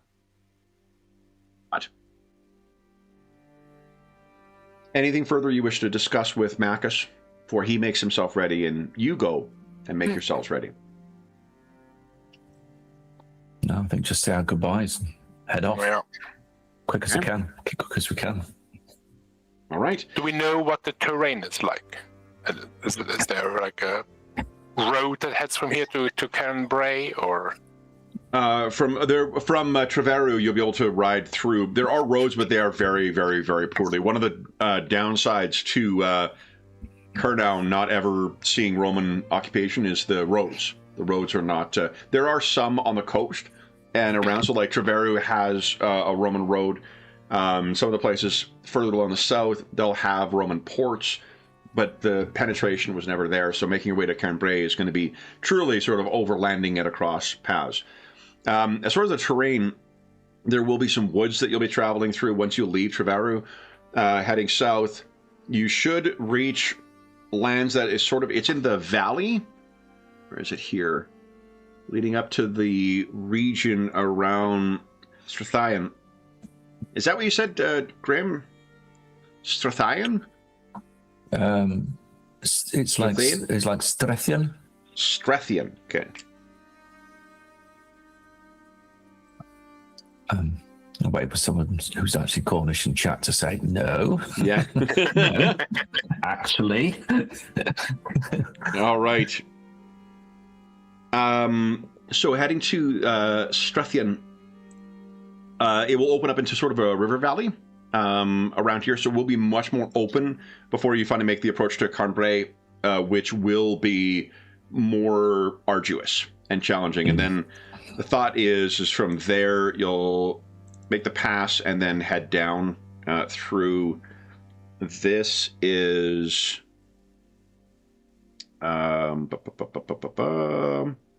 Crow's Heerlen, where Godolphin Cross is located, and you can make your way down there. You could also stop here. This is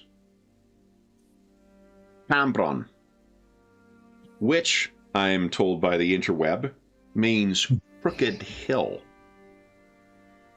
And Crooked Hill is very near two other points of interest, Dead Man's Cove and Hell's Mouth, another cove of particular infamous name. I'm sure riding near a place called Hell's Cove is not going to be portentous whatsoever, guys. But yeah, it should be, in terms of time, it should be 2 days travel from Treveru to Cambrai, but not too arduous of a journey. I will tell you that Trelevel, which is the name for Penryn here, Penryn doesn't get it. It has a Cornish name of Penryn, but it's not until someone renamed the community in the 14th century. So it is Trelevel is the current name for it. It is sort of a known hive of scum and villainy. So if you want to know where some of the sources of banditry and whatnot come from, it is a very disreputable lord there, and there's not really anyone to put him in his place, as it were, or at least no one willing to pick that fight. So it's probably for the best that you're not having to make your way around the eastern side of these hills or mountains. Any other questions about the trip itself?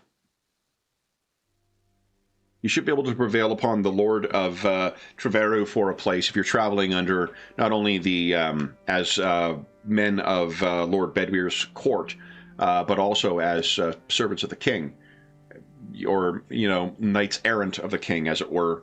You likely could find a place to stay within the Lord's longhouse at Treveru, unless you feel that we could roll and see if you know anybody in the town as well, if you want to rather stay with a friend.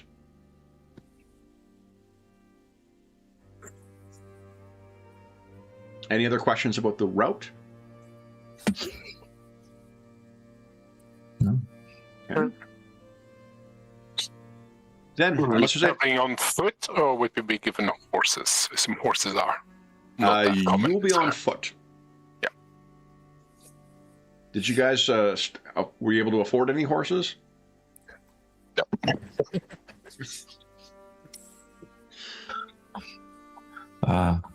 I'm sure, given the importance of our mission, our Lord will have. No, okay. You good at riding? I am. Oh, wow. I am. I'm sort of trained. So my two martial styles, one of which is noble. So I've sort of trained for horse as well. Mm. But no, I think if we're walking, we're walking. Okay. Anything further that you guys wish to? So I guess if you don't have anything else to discuss with Macus, he'll take his leave and get himself ready to depart shortly after midday. That should give you plenty of time to get into Treveru, even with the rain.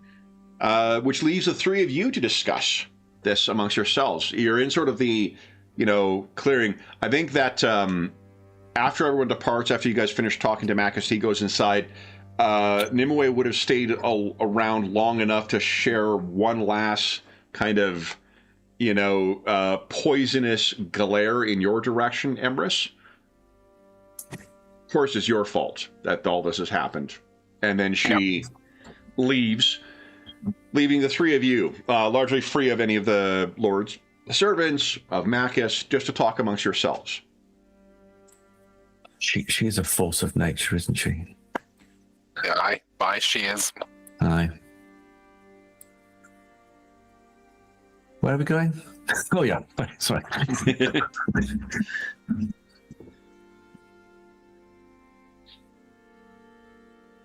Well, if it is, I hope it doesn't, no offense to Marcus, but I hope it doesn't slow us down too much.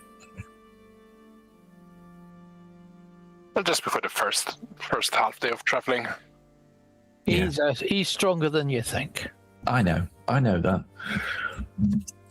Yeah.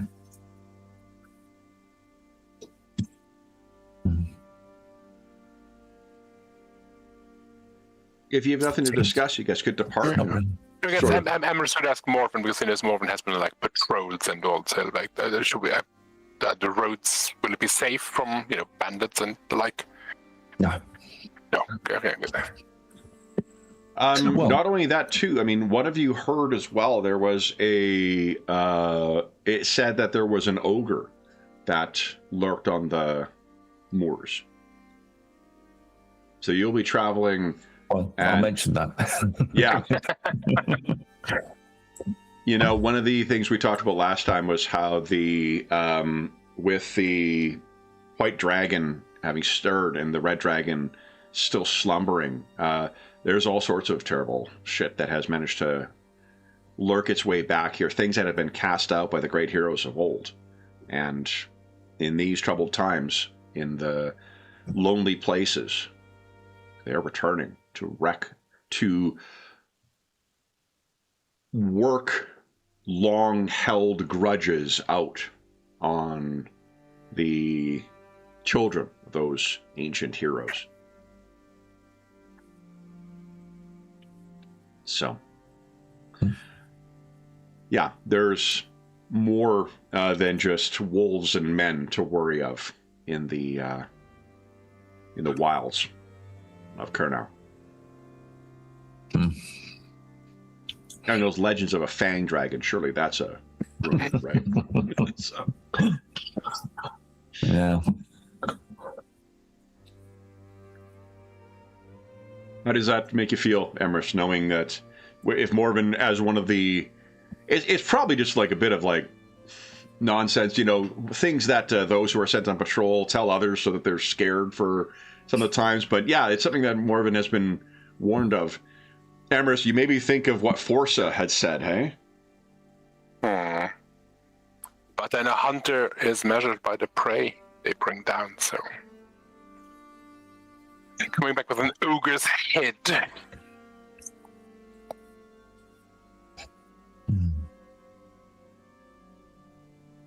Well, the gamer is a bit foolhardy and foolish. Ass kind of character. Then, unless you guys have anything else you need to discuss, you guys will be able to separate. Any words you want to leave with your family as you're setting out? Any words that you think they have for you? I imagine you've all done some of these preparations already because you thought it was going to be first thing in the morning that you'd be called and gone ready to, set out. So this has been an eventful morning for all of you, of first waiting the interminable time before you finally were called before the Lord, getting directions that were perhaps different from what you were expecting. I think I'll go round and see all my parishioners and let them know I'll be away for a short while. Okay. But they give hope them some counsel, and then say they can always visit the little shrine in my family's roundhouse if they feel the need.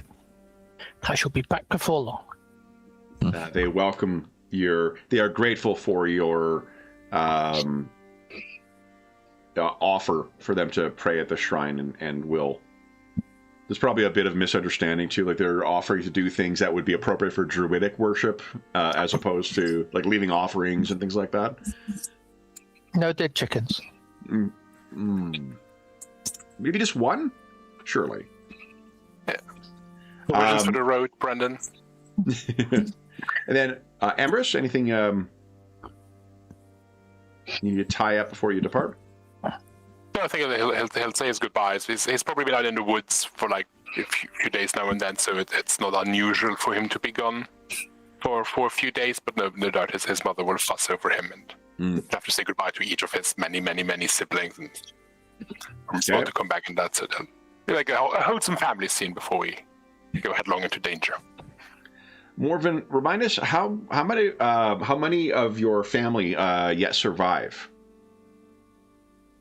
So I'll be saying goodbye to my father, his new wife, who is very young, 8 siblings, 2 grandparents, and I expect my grandfather will have something to say about it, because he usually does.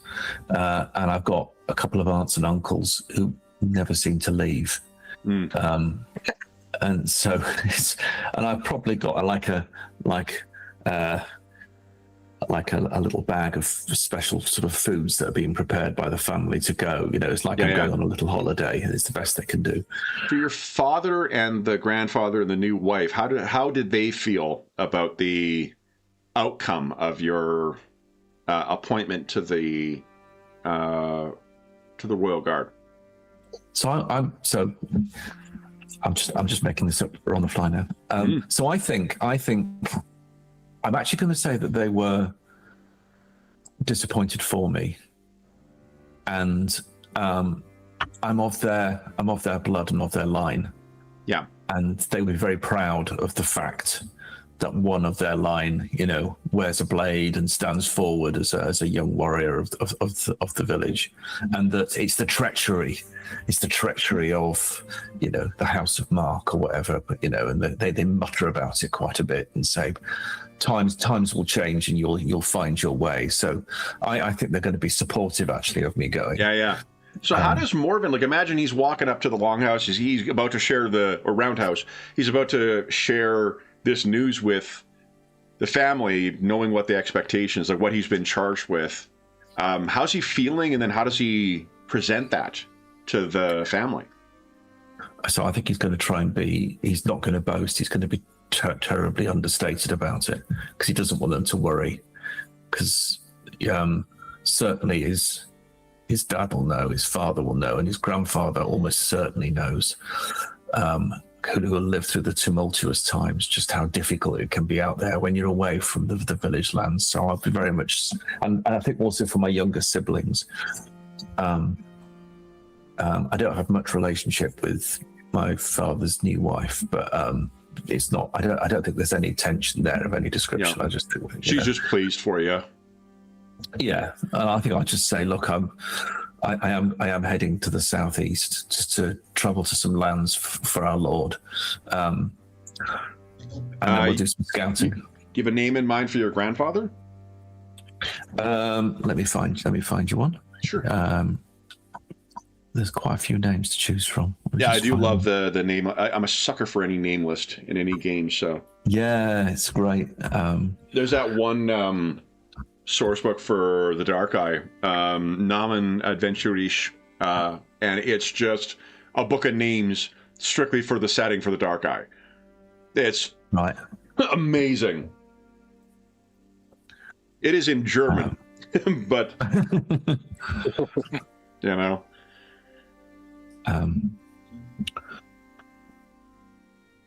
Let's have a look.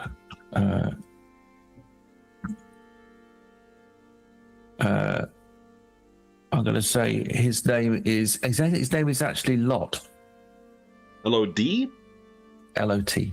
L-O-T, okay. So when he says that, south, where south are you traveling? Oh, well, we start at Cambrai. The Hall of Lord Con. Lord Khan's lands. Yeah. You've not set eyes on Heron Bray before, have you, boy? I have not, sir, no. He leans forward. Heron Bray was a fortress in the time when giants walked these lands.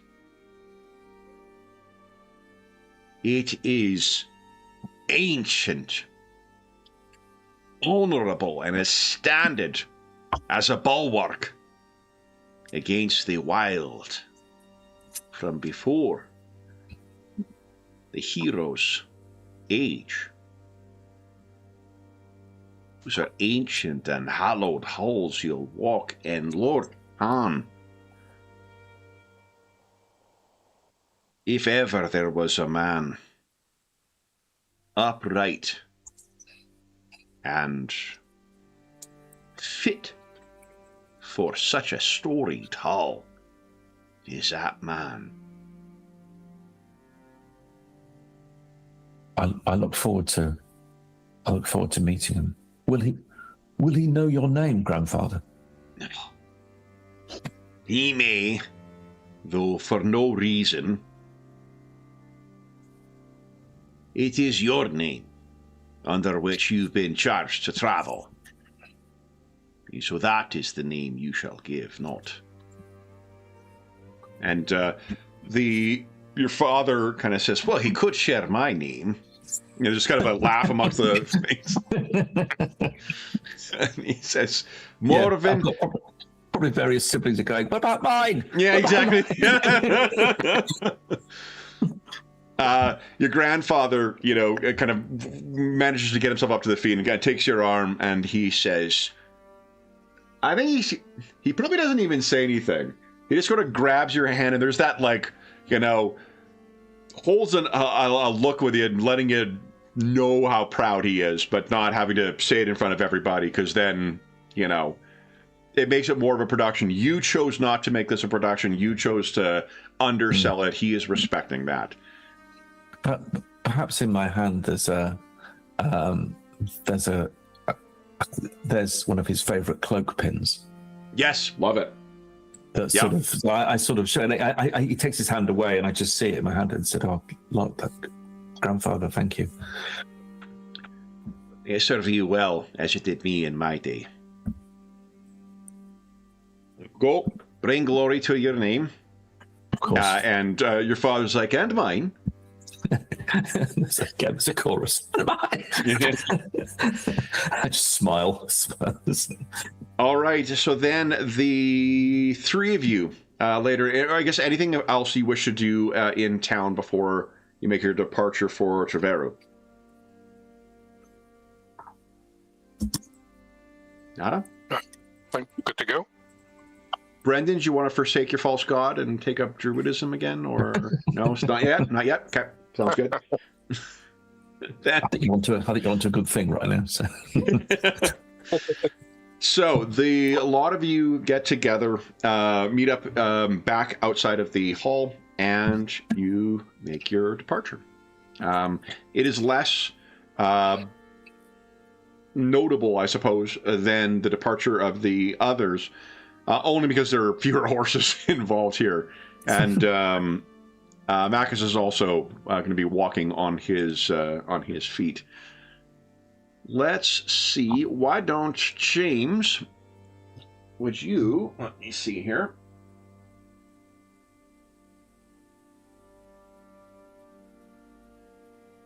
Got this fucking wacky shacky pile of books I'm trying to pull something out of. Thankfully, nothing's tumbled as of yet, but let me see here.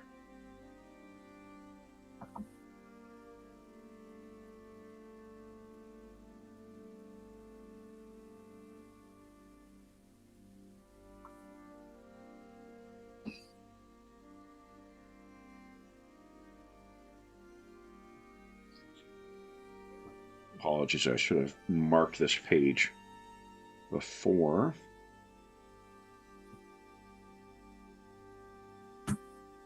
I'd say I'd learn from this, but I think we all know that's a lie. So, what's I'm looking for here? Nope, not that. Not that.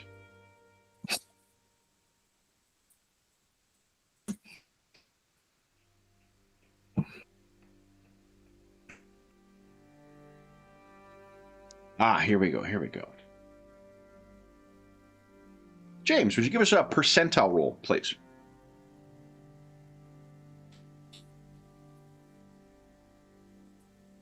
Oh, that's... Oh my goodness. Suddenly we find a pot of gold under my bed. Yep, that's usually what the high rolls on these things go to. All right, so the fourth of you set out on the road, and we'll use this here. Now, I think... Oop, did not realize... Oh, okay. The rain is coming down a bit. Hopefully it will not be lasting for too long, but you bring your cloaks in tight. And Emrys and Brendan, you may notice that there is a new pin that Morven is using for keeping his cloak or coat around him. And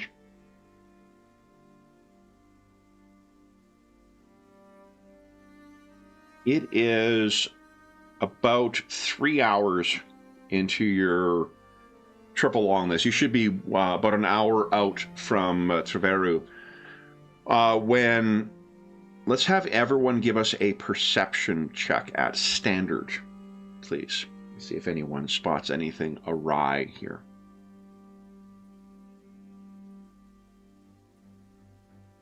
Oh, Emrys does.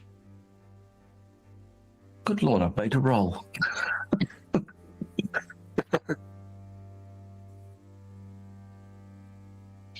Okay. Nope. Oh, yours was set at easy, Brendan. Well, failed anyway. Yeah. No, just a reminder, you need to make sure you set the proper thing.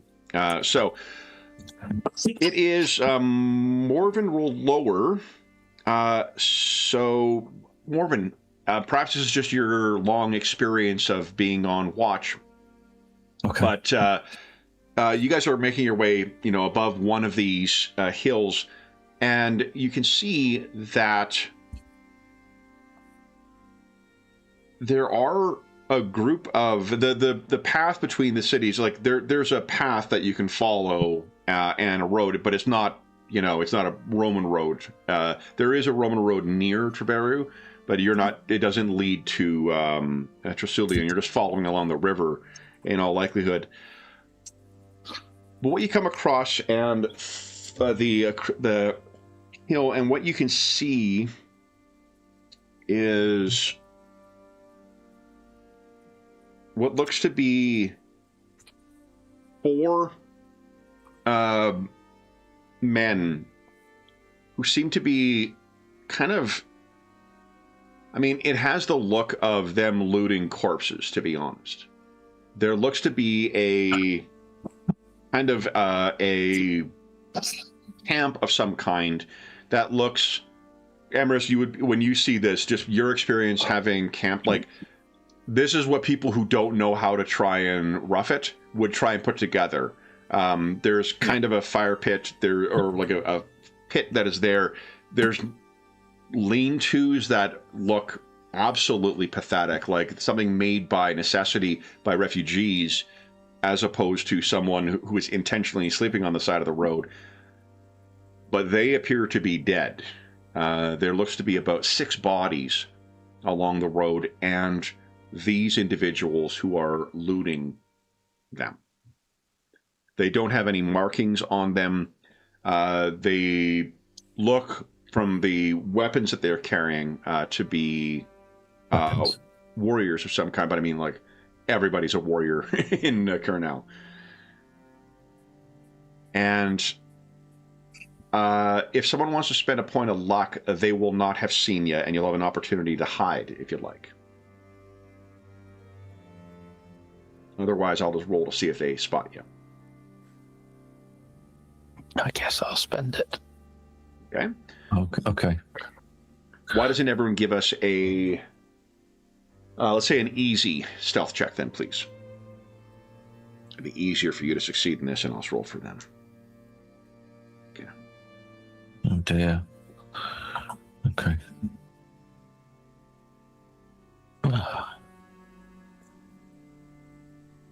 Hey.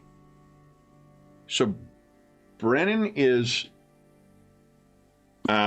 you failed, they failed, you failed by more currently. If you do want to spend luck to re-roll that, you may get a better roll than them for their failure.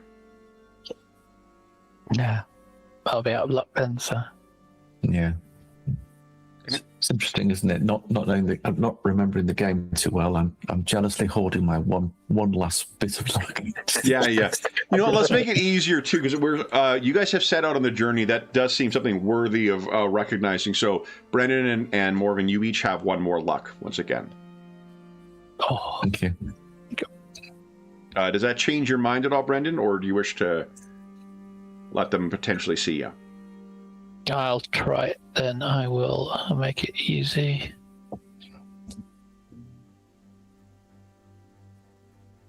There we go. Okay. So, Morven is the one who needs the most kind of like, get down, man. But all the rest of you, I don't seem like I want to get down. I think, right. What? Oh, I see.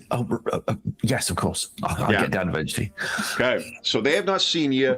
The four men continue, whatever it is, looking through this stuff. What do you guys do? You're at a distance probably of maybe 200 feet. I mean, they might have waylaid them. Aye, but there's 6 of them and 3 of us. 4 of There's them. 4 of them and 6 bodies. So they've 6 already bodies. dealt with 6. So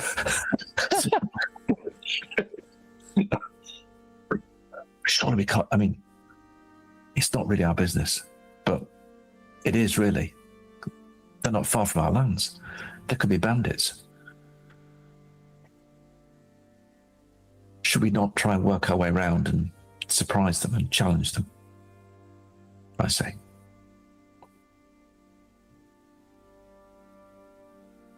We should deal with them in some way. They're right, they're close to home.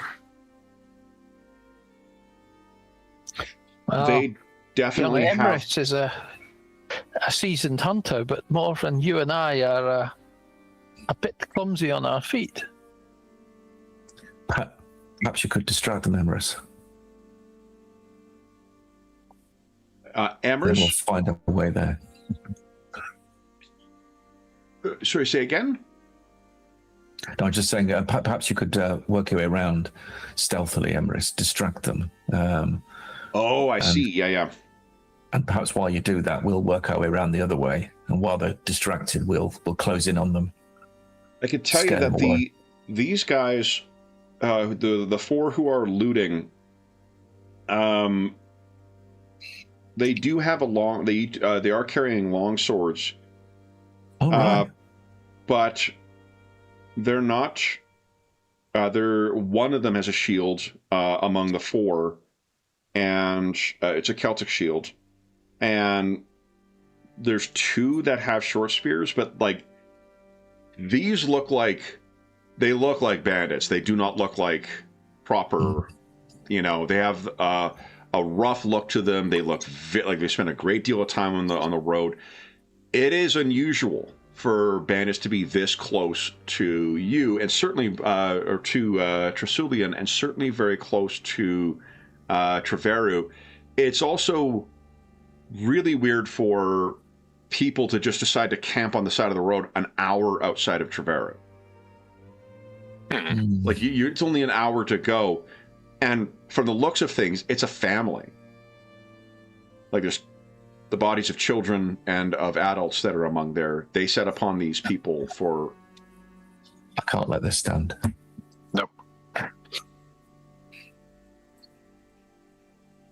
about that for a plan, Emrys? Are you up for it? Yes. Good. Okay. I'll work the other way. You come in, Brendan. How about you, Marcus? Marcus says... Yeah, Marcus, you stay here. Keep an eye out. Cover our backs. He kind of gets up for a moment, then is like, "This is a plan I can support." So, oh my goodness, oh dear. Amrys, tell us what are you thinking of making your way around? It's just that, like, you could easily, given the terrain, sort of like jog your way around without exposing yourself. In which case, it's probably like a resilience. Is that the word skill I'm looking for here? No. That might be a brawn. No. Endurance check. Third time lucky. See? Among the... Kev, are you just fucking making shit up and didn't read and prep? No, it's not that, guys. It's the threes. Remember, threes are important among them. Yeah. So endurance... I think I'll sort of jog around so that I'm about, 45 degrees away from the rest, and then I'll probably try and do like a warning shot as a distraction, and as Brendan and Morven can. Yeah, and Brendan and Morven, you want to try and get closer. There's certainly cover to do that. You could probably get within like 100 feet of them. It would be another easy stealth check for you to get up closer, but it's something you definitely could do if you want to try and get in there. Amrys, why don't you give us an easy endurance check? It'll just be because this game has incredibly detailed fatigue rules. We'll just, no problem. Your heart's pumping, but you are easily, not the first time you've had to, run for an extended distance. You got yourself positioned on the far side. Brendan, Morven, what about you guys? What are you thinking? You want to get in closer, or are you going to wait for that warning shot and then reveal yourself? I think the latter.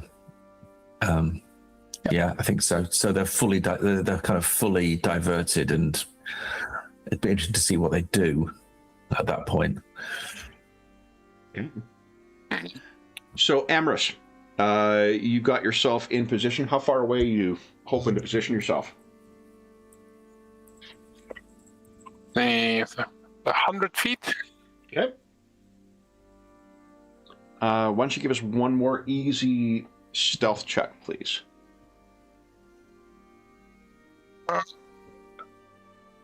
Is it? Oh! Incredible! Wow! Wow! I Okay. am one with the land. Isn't that's your second critical success today, too. Right? You're rocking up those experience rolls, Yeah. I tell you. Yeah. Yeah, I think it is, yeah. Yeah. I still have my standing theory. Everyone has their game. We may have found yours. Okay. Here we go, everybody. Then, Sean. if you want to make a shot or take a shot, let me get my protractor out. Hold on. All right, so let's see, first attack roll. Now, if you are aiming, I think it grants you one. It eases the difficulty by 1. Let's see. Graham, James, feel free to jump in and correct me if I'm getting any of this wrong here. Oh no, it's been a long time. Page 107 of the core book. By spending an additional time aiming with a ranged weapon, you can increase your chance to hit. Aiming requires an entire combat round, and by aiming, you reduce the difficulty of the situation modifier by 1 grade. Additional rounds gain no further advantage. There you go. The distance here is, so we said 100 feet is about 30 meters, 33, I guess. It's really not that far away. Holy smokes. Mm.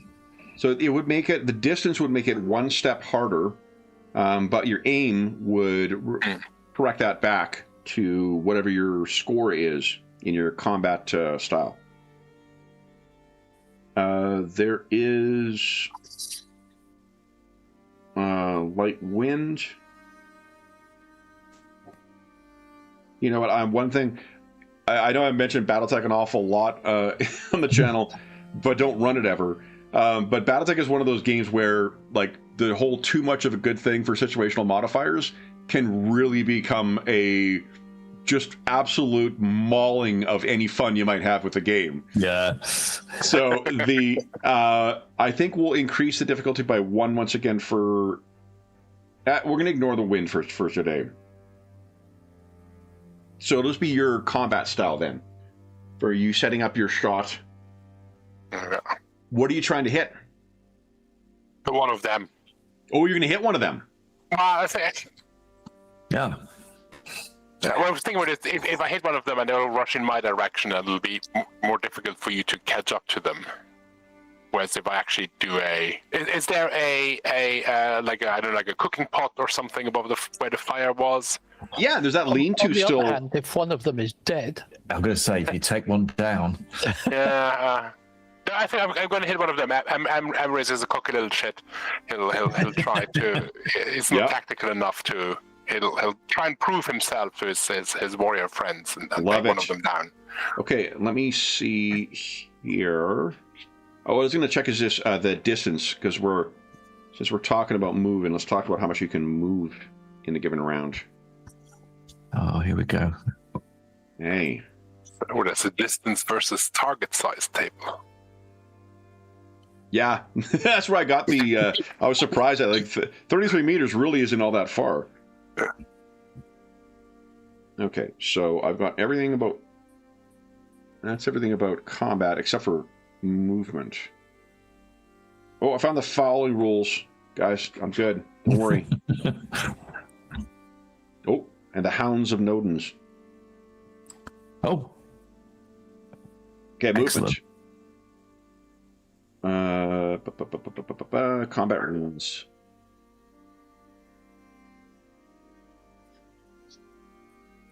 Of course there's a table. Here we go. All right, so whatever your movement is in meters, that is how much you can move in a combat round. Are any of you wearing armor? Yes. Yes. So armor does not interfere with walking movement, although it can increase fatigue. So just bear that in mind. That's on page 78 of the core book. All right.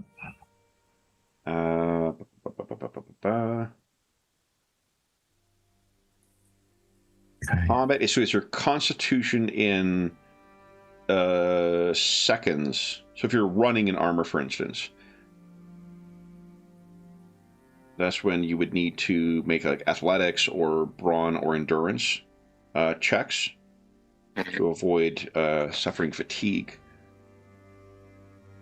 And that's only after your constitution in seconds worth of exertion. Running or sprinting, you subtract the armor penalty from the running or sprinting speed, but how do you calculate it? Maximum running speed is triple your movement rate, although that may vary according to the bonus granted by the athletics skill. So do you know what your movement is, guys? 6. 6. 6. Okay, cool. So that means like it's like 2 combat rounds to get into combat then. Right? Because it'd be running, if you're running, for Brendan and Morven, because it's it would be what? No.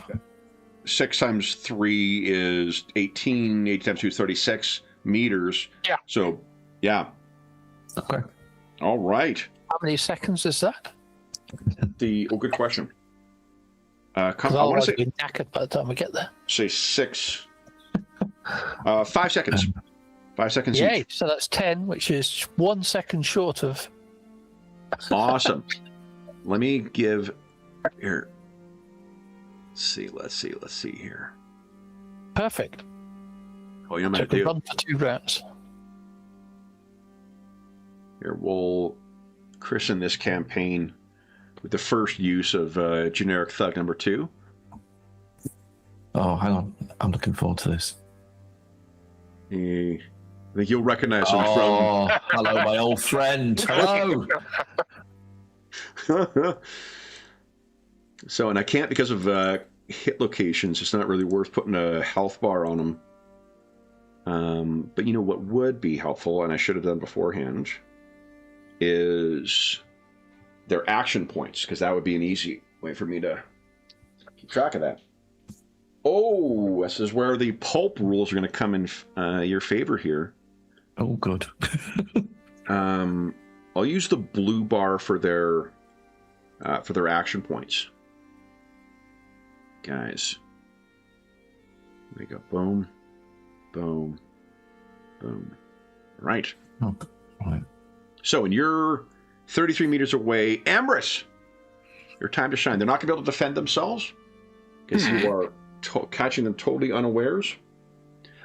Before you make your attack, do you have any combat traits or combat style traits that come from your combat style? Like ranged marksman, for instance. Yes, where did I put it?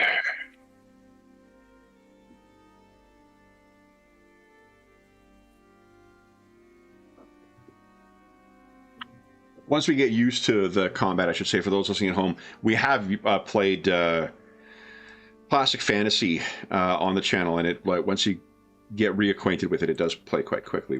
I have the skirmishing trait. Ooh. Okay. That sounds good. Yeah. That's been skirmishy, right? You can launch range attacks while at a run, but not sprinting. Ooh, sprinting. Okay. Hold on, we got a new term here, guys. I'm excited. Sprinting is flat-out movement at top speed, which can only be maintained for brief periods. Peak sprinting is 5 times the movement rate, which again may be increased according to whatever is granted from the athletic skill. Yeah, you keep saying that. I better find out what that is. So that would be, I guess, 30 for you to cover it in one round. And depending on what weapon you're using, that would put you 3 meters away from them. That actually might be in reach of some weapons. I've got my short spear, which I think I'm going to hoy at them before I get there. Right. Nice. Okay, So then, did you wish to be moving as well, Ambrose, or are you taking the shot? I'm taking a shot. Taking a shot. Okay. Whenever you are ready. That's a hard difficulty then, right there. No, not. We're going to ignore the wind. We could randomly determine what direction the wind's coming from, but again. Hunter. The Battletech session that led us to learn Yes. there is such thing as too much of a good thing. Nice hit. Was about an hour and a half of play where nobody hit anybody. And we're like, okay, so let's maybe change what we're playing with. Yeah, it was, I mean, still tense as fuck. Oh, miss again. Oh, miss again. Okay, that is a solid hit. Go ahead and roll. Now, I don't know if it will roll properly. What you can do is if it prompts you to hit something like on a token, just click your own token and then click hit location, because they'll share the same thing with you, and hit standard, please. Oh, yes. Right leg. Beautiful. Oh, of course it is. It's Runequest. We're off. It's Nice. The bell curve for GURPS is vitals. Straight to the knee. He's like a big adventurer. That's absolutely straight away. Okay, so what did you roll? Oh, roll damage for your weapon. Oh, Only one. One. Have you got a damage bonus, or perhaps it doesn't apply? Let's see here. Oh, a damage bonus I don't think applies to the range, but I think does the type of damage, is that affected at all by what gets through? Again, I might be thinking GURPS here. Damn it. Yeah, like weapon type doesn't matter, right? Or the damage type doesn't matter. You don't increase. Okay, cool. All right, so 1 point of damage in the right leg. is a minor wound for him. Beautiful. So he cries out, surprise. I'll put a little dot on the one that is shot. And they're looking around, I think, for their round, trying to figure out where the hell you have fired from. Yeah, we'll let him do that for free, and then we'll drop into proper initiative order here. So why don't let's see here. Oh my goodness. Here we Yeah, go. we're right into it now. Yeah. So I think damage modifier would apply to your shortbow, but I don't have a damage modifier. Okay. Oh, okay. I think it's my damage modifier says 0. Right. Okay. So, Sort of the offhanded compliment. Come on, you should, your strength should be able to pull. You're impressive. No, I'm afraid I'm far too weak. Oh, you know what? I learned a shortcut from prepping for Savage Rolls. Control U will automatically add a token's turn. So guys, if you could roll initiative. There should be an initiative button somewhere on your thing. It's 1d10 plus It's in the attributes. your initiative bonus. Oh, is it? Thank you. Initiative, there it is. Yeah.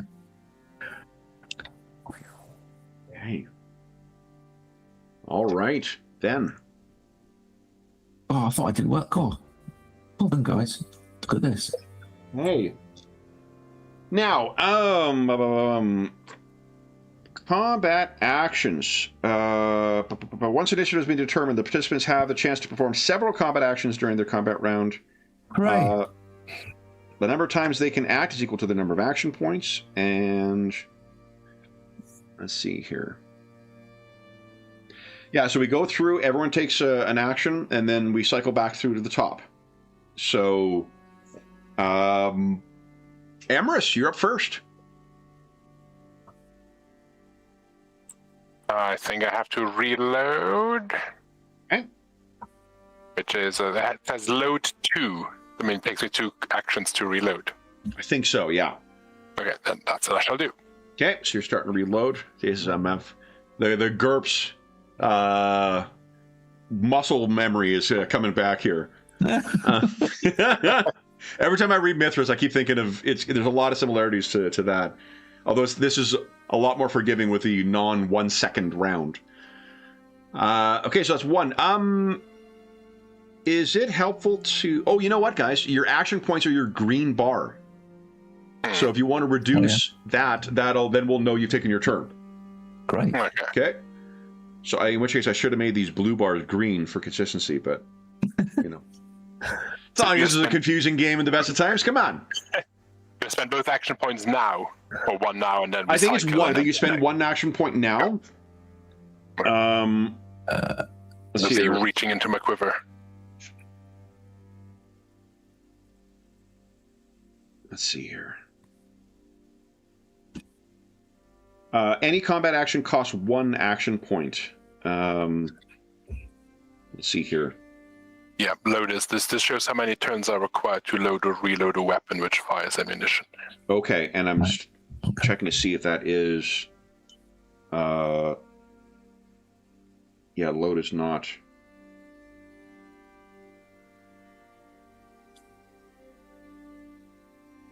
Yeah, so I think you're spending 1 to start your reload now. Because technically how many actions, I guess. All right, then Brendan. Page 91 is when... Take an action to get close. Okay.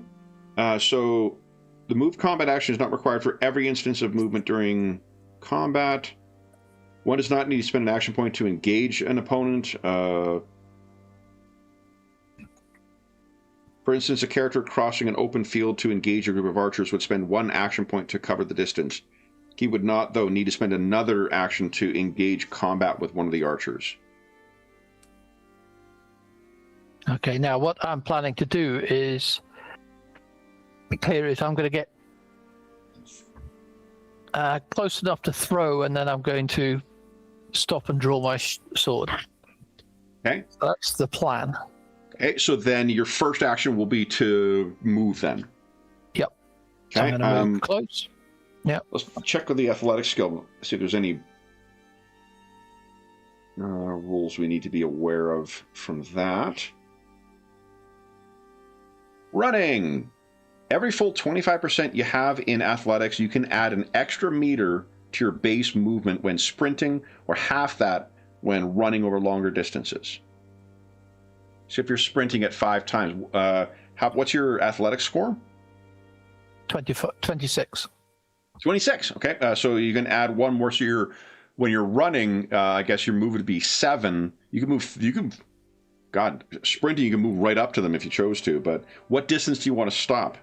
I want to throw it at about 15 to give myself time to draw my sword. Okay. So one thing I'll mention in this too, each and I'm happy to be corrected on this, because of the way the action points are distributed out. Describe your actions in terms of those actions, so you can save it. We go through this in GURPS all the fucking time because it's like one Mississippi. That is how much time you have to do something, and if you're describing more things in what's capable in that, then we can't do it. So what you're doing for your turn, Brendan, is you're running.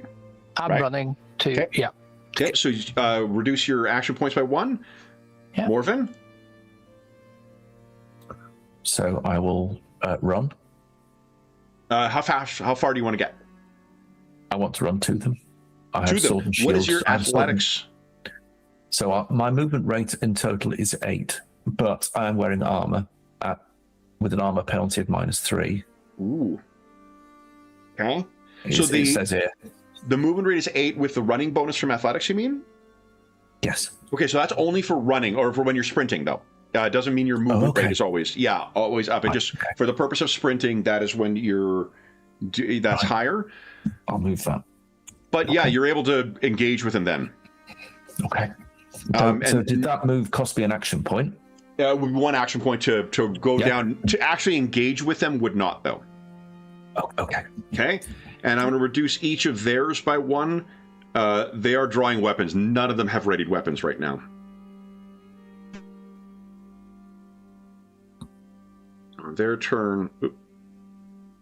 And then top of their own. Emrys. Another one reloading, I guess. I will finish reloading, yeah. Okay. Brendan? Hoying my spear then. Nice. Consider that it's beyond the first increment, so I guess that's one more difficulty. What distance are you? Well, I'm thinking I would throw it about 15 meters. So one thing that's different, unless there's something you see something different in there, range is agnostic of weapon. This isn't like D&D where like each weapon has different ranges and shit on it.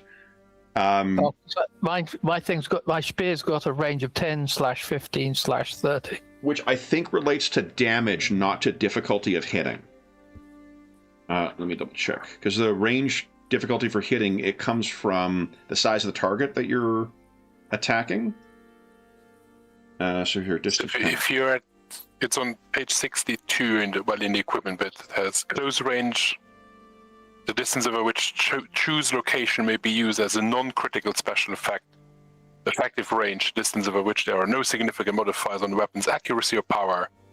Then long range, the distance over which the weapon can still inflict harm, but the amount of damage is halved and its force is reduced by 1 step. I'm on the middle one. I'm just no modifiers. So no modifiers whatsoever. Okay, cool. So then it is there's no modifiers for range then, because you are at 15 meters, right? Yep. Yeah. So that is distance. Here we go. Oh, it's still ranged, so it's 1 step harder.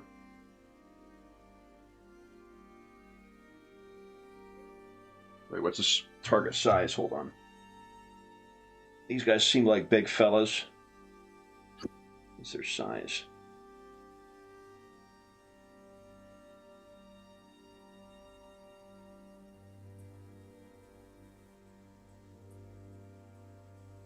Oh, then no modifier, because they would be at least 11 for their size. So yeah, go ahead and make your weapon style check, please. Come on. Nice. Yes. Very nice. So click on your token and then click on standard, please. Are you hit the same fella or a different guy?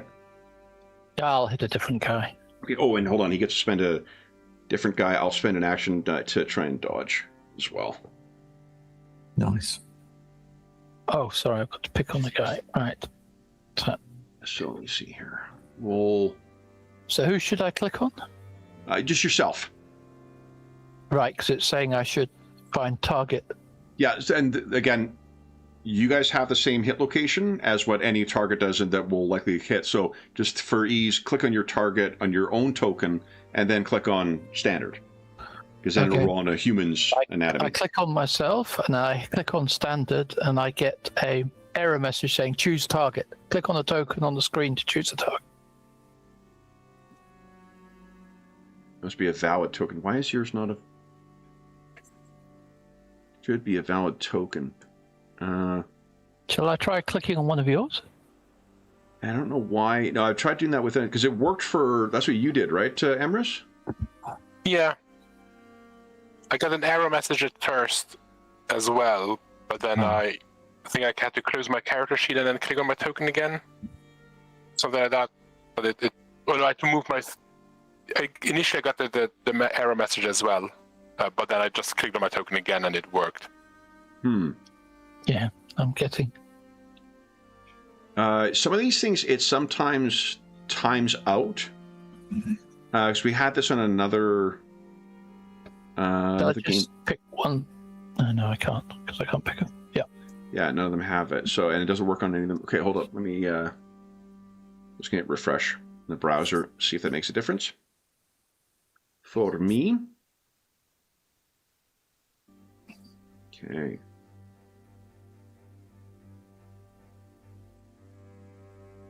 No. All right. And no, same fucking error. It's weird. Can you click on my token and roll it? Yeah. No, I'm getting the same. The only one I can click on is myself. And if I click on it and I roll, I just get that error message. Yeah, it must be a valid token. No, because I mean it worked on this screen with yours, so it's not. Let's do this. Do I have? Oh, click on that circle there. Maybe see if that makes a difference. No, doesn't. Or click on standard and then on the token. That's what works. There you go. That's why I had to click twice. Sorry, what was that? Sorry, say it again. What do you have to do? So you have to click the hit location and then click on the token for it to trigger the location check. There we go. Okay. Okay. Yep. Okay. I failed my my defense anyway. That's a shame. Kev, how does it work with an opposed roll in this game? Sorry? Oh, opposed roll. If you get the same result, then you have to compare sort of what you're doing. This guy is dodging and he doesn't have a shield, which means he has to actually dive to the ground. Right. So if you're using, if you have a combat style that would apply, and if you have a shield, then you can oppose a ranged attack. Then you compare the relative force of the weapon. Like the force of the ranged weapon is what replaces the size of the weapon as far as the efficacy of your parry. Like the larger the weapon, the less effective the parry is. So James, click on standard and then click on your own token. Ignore the pop-up. Level of success. Yeah, and then you compare level of success. Left arm. Okay. So the guy did manage to dodge, but he did dive to the ground. So I'll put purple dot on him. He's prone and out of actions as well. Wow. Okay, then Morven. Oh, right, I'm up. Right. You're engaged. I'll put one of these fellas up with you. Good. I will hit him with the sword. He's going to try and parry with the sword as well. I failed. Okay. So. Let's see if I can do this. So I click that. Longsword, bleed, impale. Yes, please. Go. Well, you got to roll your attack first, though. Yeah, that might help, mate. I mean, I Sorry.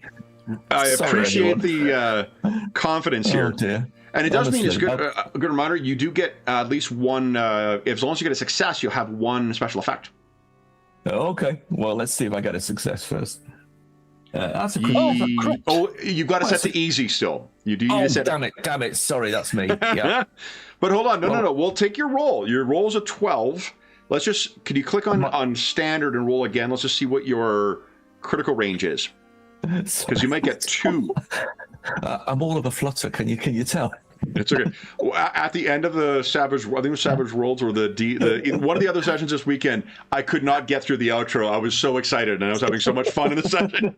So, okay, so what I wanted to see is your critical range. It's a 10, so this is not a critical, but it is a success, which means you also get to trigger one special effect. Great. So could be bleed, impale, hit. You could call a location. Oh, I see. I will go. Oh gosh, and there's a list of these somewhere, right? So I've got a list of them in. I mean, in the core book, they're there as well, but I'll try and find it in the core book because they sound like special effects. There they are. And here they are too. They are there. I mean, bleed sounds good. Cutting weapons. Let's go with that because it's the first one I could think of, so we're not taking too long. Yeah. And then we'll take that damage. So roll your hit location. So again, hit standard, then hit your token. Standard hit token. Yes. Oh, right leg. Okay. So that's 7 to the right leg, which means that is going to be a. That is a. What's worse than major wound? Critical. Critical injury, isn't it? Spatter. Is it crippling or critical? What's it called? Let's see. Anyway, that's his leg gone, no? He might buckle. He might buckle and fall or something. Here you go. Hit locations. God, you're so vulnerable. Oh, it's a major wound. Sorry, a minor wound is when the location still has positive hit points. Right. Serious wound is it's reduced to 0 or below. Major is when it's reduced to a negative score equal to it. Okay. Right, yeah. Okay, and serious means victim cannot attack or cast spells for the next 1d3 turns due to being stunned or distracted by the pain. Okay. And he's bleeding out. So it is he tries to get his thing up to defend. You hack into his leg and he screams and drops down. He is out of the fight. We're also going to use the rabble rules out here. So basically, if you inflict a serious wound on somebody, they're out of the fight. Unless they are like a named character. All right, so that was one more round. So for these guys, it's not an action to engage. So one of these guys will, you bastard! And he engages with you. Morven, would you like to spend an action to defend? I would. I will do that now. Oh, no, done that wrong. Let's be down to 1. And I will parry with my shield, which I think uses my warrior combat style, doesn't it? It's all built into that. It is, yep. It's the same combat style. And then hold on, the shield, I can't remember if it increases the... one of the things with your shield is you can automatically choose to cover a certain number of parts of your body, your hit locations. Okay. It's 4, I believe, for your Celtic shield. For the Celtic shield? Okay. Right. So just pick in your mind where you think those would be, and we'll worry about that when you succeed. And then the shield also, I think it's a large-sized defending weapon. Yeah, I think it is, yeah. Yeah. So attacking weapon is medium, large, which means that it'll suck up all damage from this shield if you successfully parry. Right. Okay, so I got a success. So go ahead and give us your combat style check. Okay. Nice. Another near crit. Near crit. Okay, so which means no defensive special effects either. Because there are those when you succeed. So he clatters against your shield, you having dropped one of his allies. and then this other guy is going to get his shield up. So that's his final action. And then we're top of the round. Emrys. Well, I've reloaded, so I will shoot the same guy I shot previously. Nice. Now, if you're shooting the same guy, it'll be at a hard difficulty because it'll go up by 1. You could spend one combat action aiming and then spend your next one shooting. Yeah, let's aim for 1 action then. Yep. Brendan. I will draw my sword. Morven. You've one more. I've got 1 more action point left. They're out of action points, so I'm going to twonk him. as they said in Warrior Combat School. I will say this: both you and James are more British in this game than I've ever seen in any other game. So good. Go ahead and give us your attack. That is an unopposed success, which means it is a 1 special effect. Hey, I think one of them, for instance, is, oh gosh, bleed is really good. Impale, isn't there one that does max damage? I need to learn these. That sounds great. I could be wrong.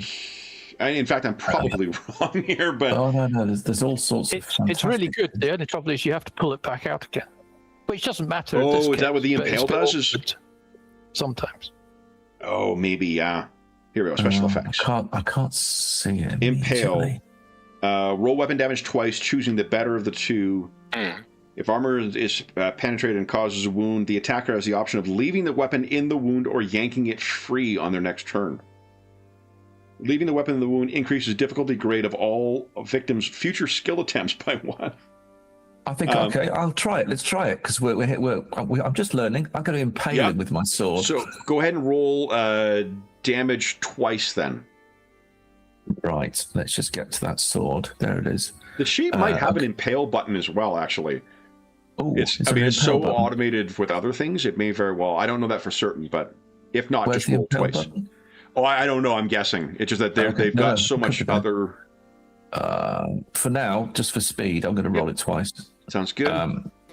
Bosh, 1, 10, 7. All right, so that first one indicates that you will be... That is double his hit location, which I believe bumps us up to serious or major wound category.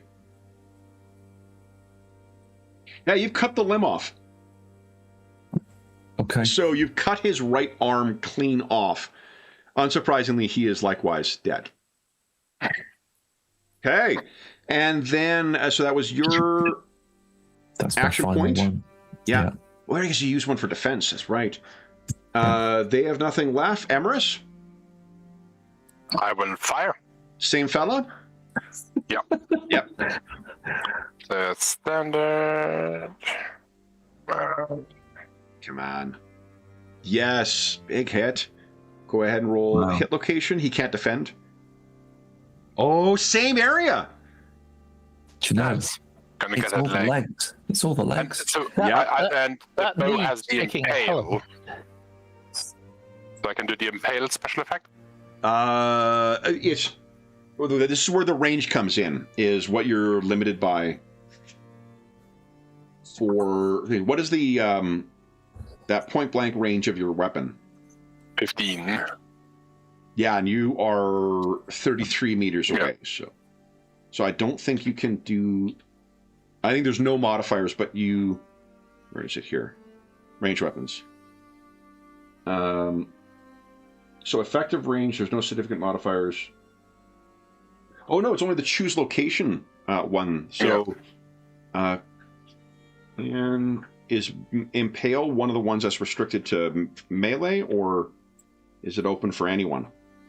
I think it's open for anyone because the shortbow specifically has impale listed in the equipment section. Oh, beautiful! Yeah, weapon type impaling. Yeah, absolutely. So roll damage twice. That's a super cool way of modeling that. So actually, we should have done that last time too. Why don't you roll damage one more time and see if it's better than 1? Because you only did the 1. Yes. Okay, so it would have been a total of 7, which means this guy drops as well. Nice. From the damage from the first time and the damage from the second time. And then Brendan. Okay, so I will run forward. Okay. And that'll be my action. All right. That brings us to the end of the turn. One surviving guy who is on the ground currently with a giant, scary Christian standing over him. That feels an appropriate place to end our session, unfortunately. So, do you want to roll to say something, Brendan, to end this, or are you planning on, in your vernacular, twatting him? Let's give him a cliffhanger. So we'll find out what happens in 2 weeks' time. I love it. All right, so I think did I give 3 experience rolls last time? I think that sounds right. Yep. So why don't you guys get 3 experience rolls again? And for those listening at home, thank you so much for joining us for part 2 of the Wolves of Gwig. As is always the case, if you have any comments, questions, or concerns regarding the session, the game we're playing, apologies for us getting to terms with Mythras. I haven't run it in a very, very long time. I've only run it a few times before, so my apologies. We will be boning up on this for next time. But in addition, if you have any comments or questions, concerns, list them down below. There's also a link in the description of the video to the Dungeon Musings Discord server, where all of us are active, and there are channels there dedicated to this game, this campaign, and no, not this game. There's I don't think there's one for Mythras. I think there's assorted games, but for most of the other games and campaigns we run on the channel, there are channels over there. There's also a channel for like Find a Group, GM discussion, virtual tabletop chat. There's some terrific, helpful, knowledgeable, and friendly folks over there. Graham, are you still looking for people for any of your planned sessions? I'm good for now. I think. He is replete with players, but there are often folks looking for other players on the Discord server. There's also a very helpful, friendly, and knowledgeable community there. You're more than welcome to join us. There's also a link down below to our friends at Noble Knight Games. Noble Knight Games is the preeminent unionized retailer of hard-to-find and out-of-print RPGs in North America. Not only do they have an incredible selection of new role-playing games, board games, and card games, they have an unmatched selection of hard-to-find and out-of-print RPGs like, for instance, if you were trying to look for older books from, say, another Arthurian game published by a different publisher, you could likely find many of those over there as well, which are terrific source material for these games as well. If you make a purchase of $10 or more through their website, be sure to enter the code NOBLEDM, all caps, all one word. It's listed down below, and that'll save you 10% on any purchase of $10 or more through their website, and that discount code will change as of March 15, 2025 to 2026. So if you're listening to this after that time, just come back to one of our more recent videos. You'll see what the current discount code is there. The last thing I will say is an enormous thank you to our stalwart Britons. So David, James, and Graham, thank you so much for playing tonight, guys, or today, I guess, depending on your time zone. That was a shit ton of fun to play. And congratulations on your first scrap. And some impressive, look at these improvements. Wow! So I didn't do mine last time, so I've done them now. Making up for it now. Love it. Yeah. Okay. Excellent. Then we will be back with the in Britain to solve this mystery of these dead roadside bandits in 2 weeks' time. But until then, we hope that we gave you a few hours to take your mind off the troubles of our world and think about the troubles that are besetting poor Carnow in these dark ages. And until we see you again, stay safe, stay healthy, and happy Britain, happy gaming.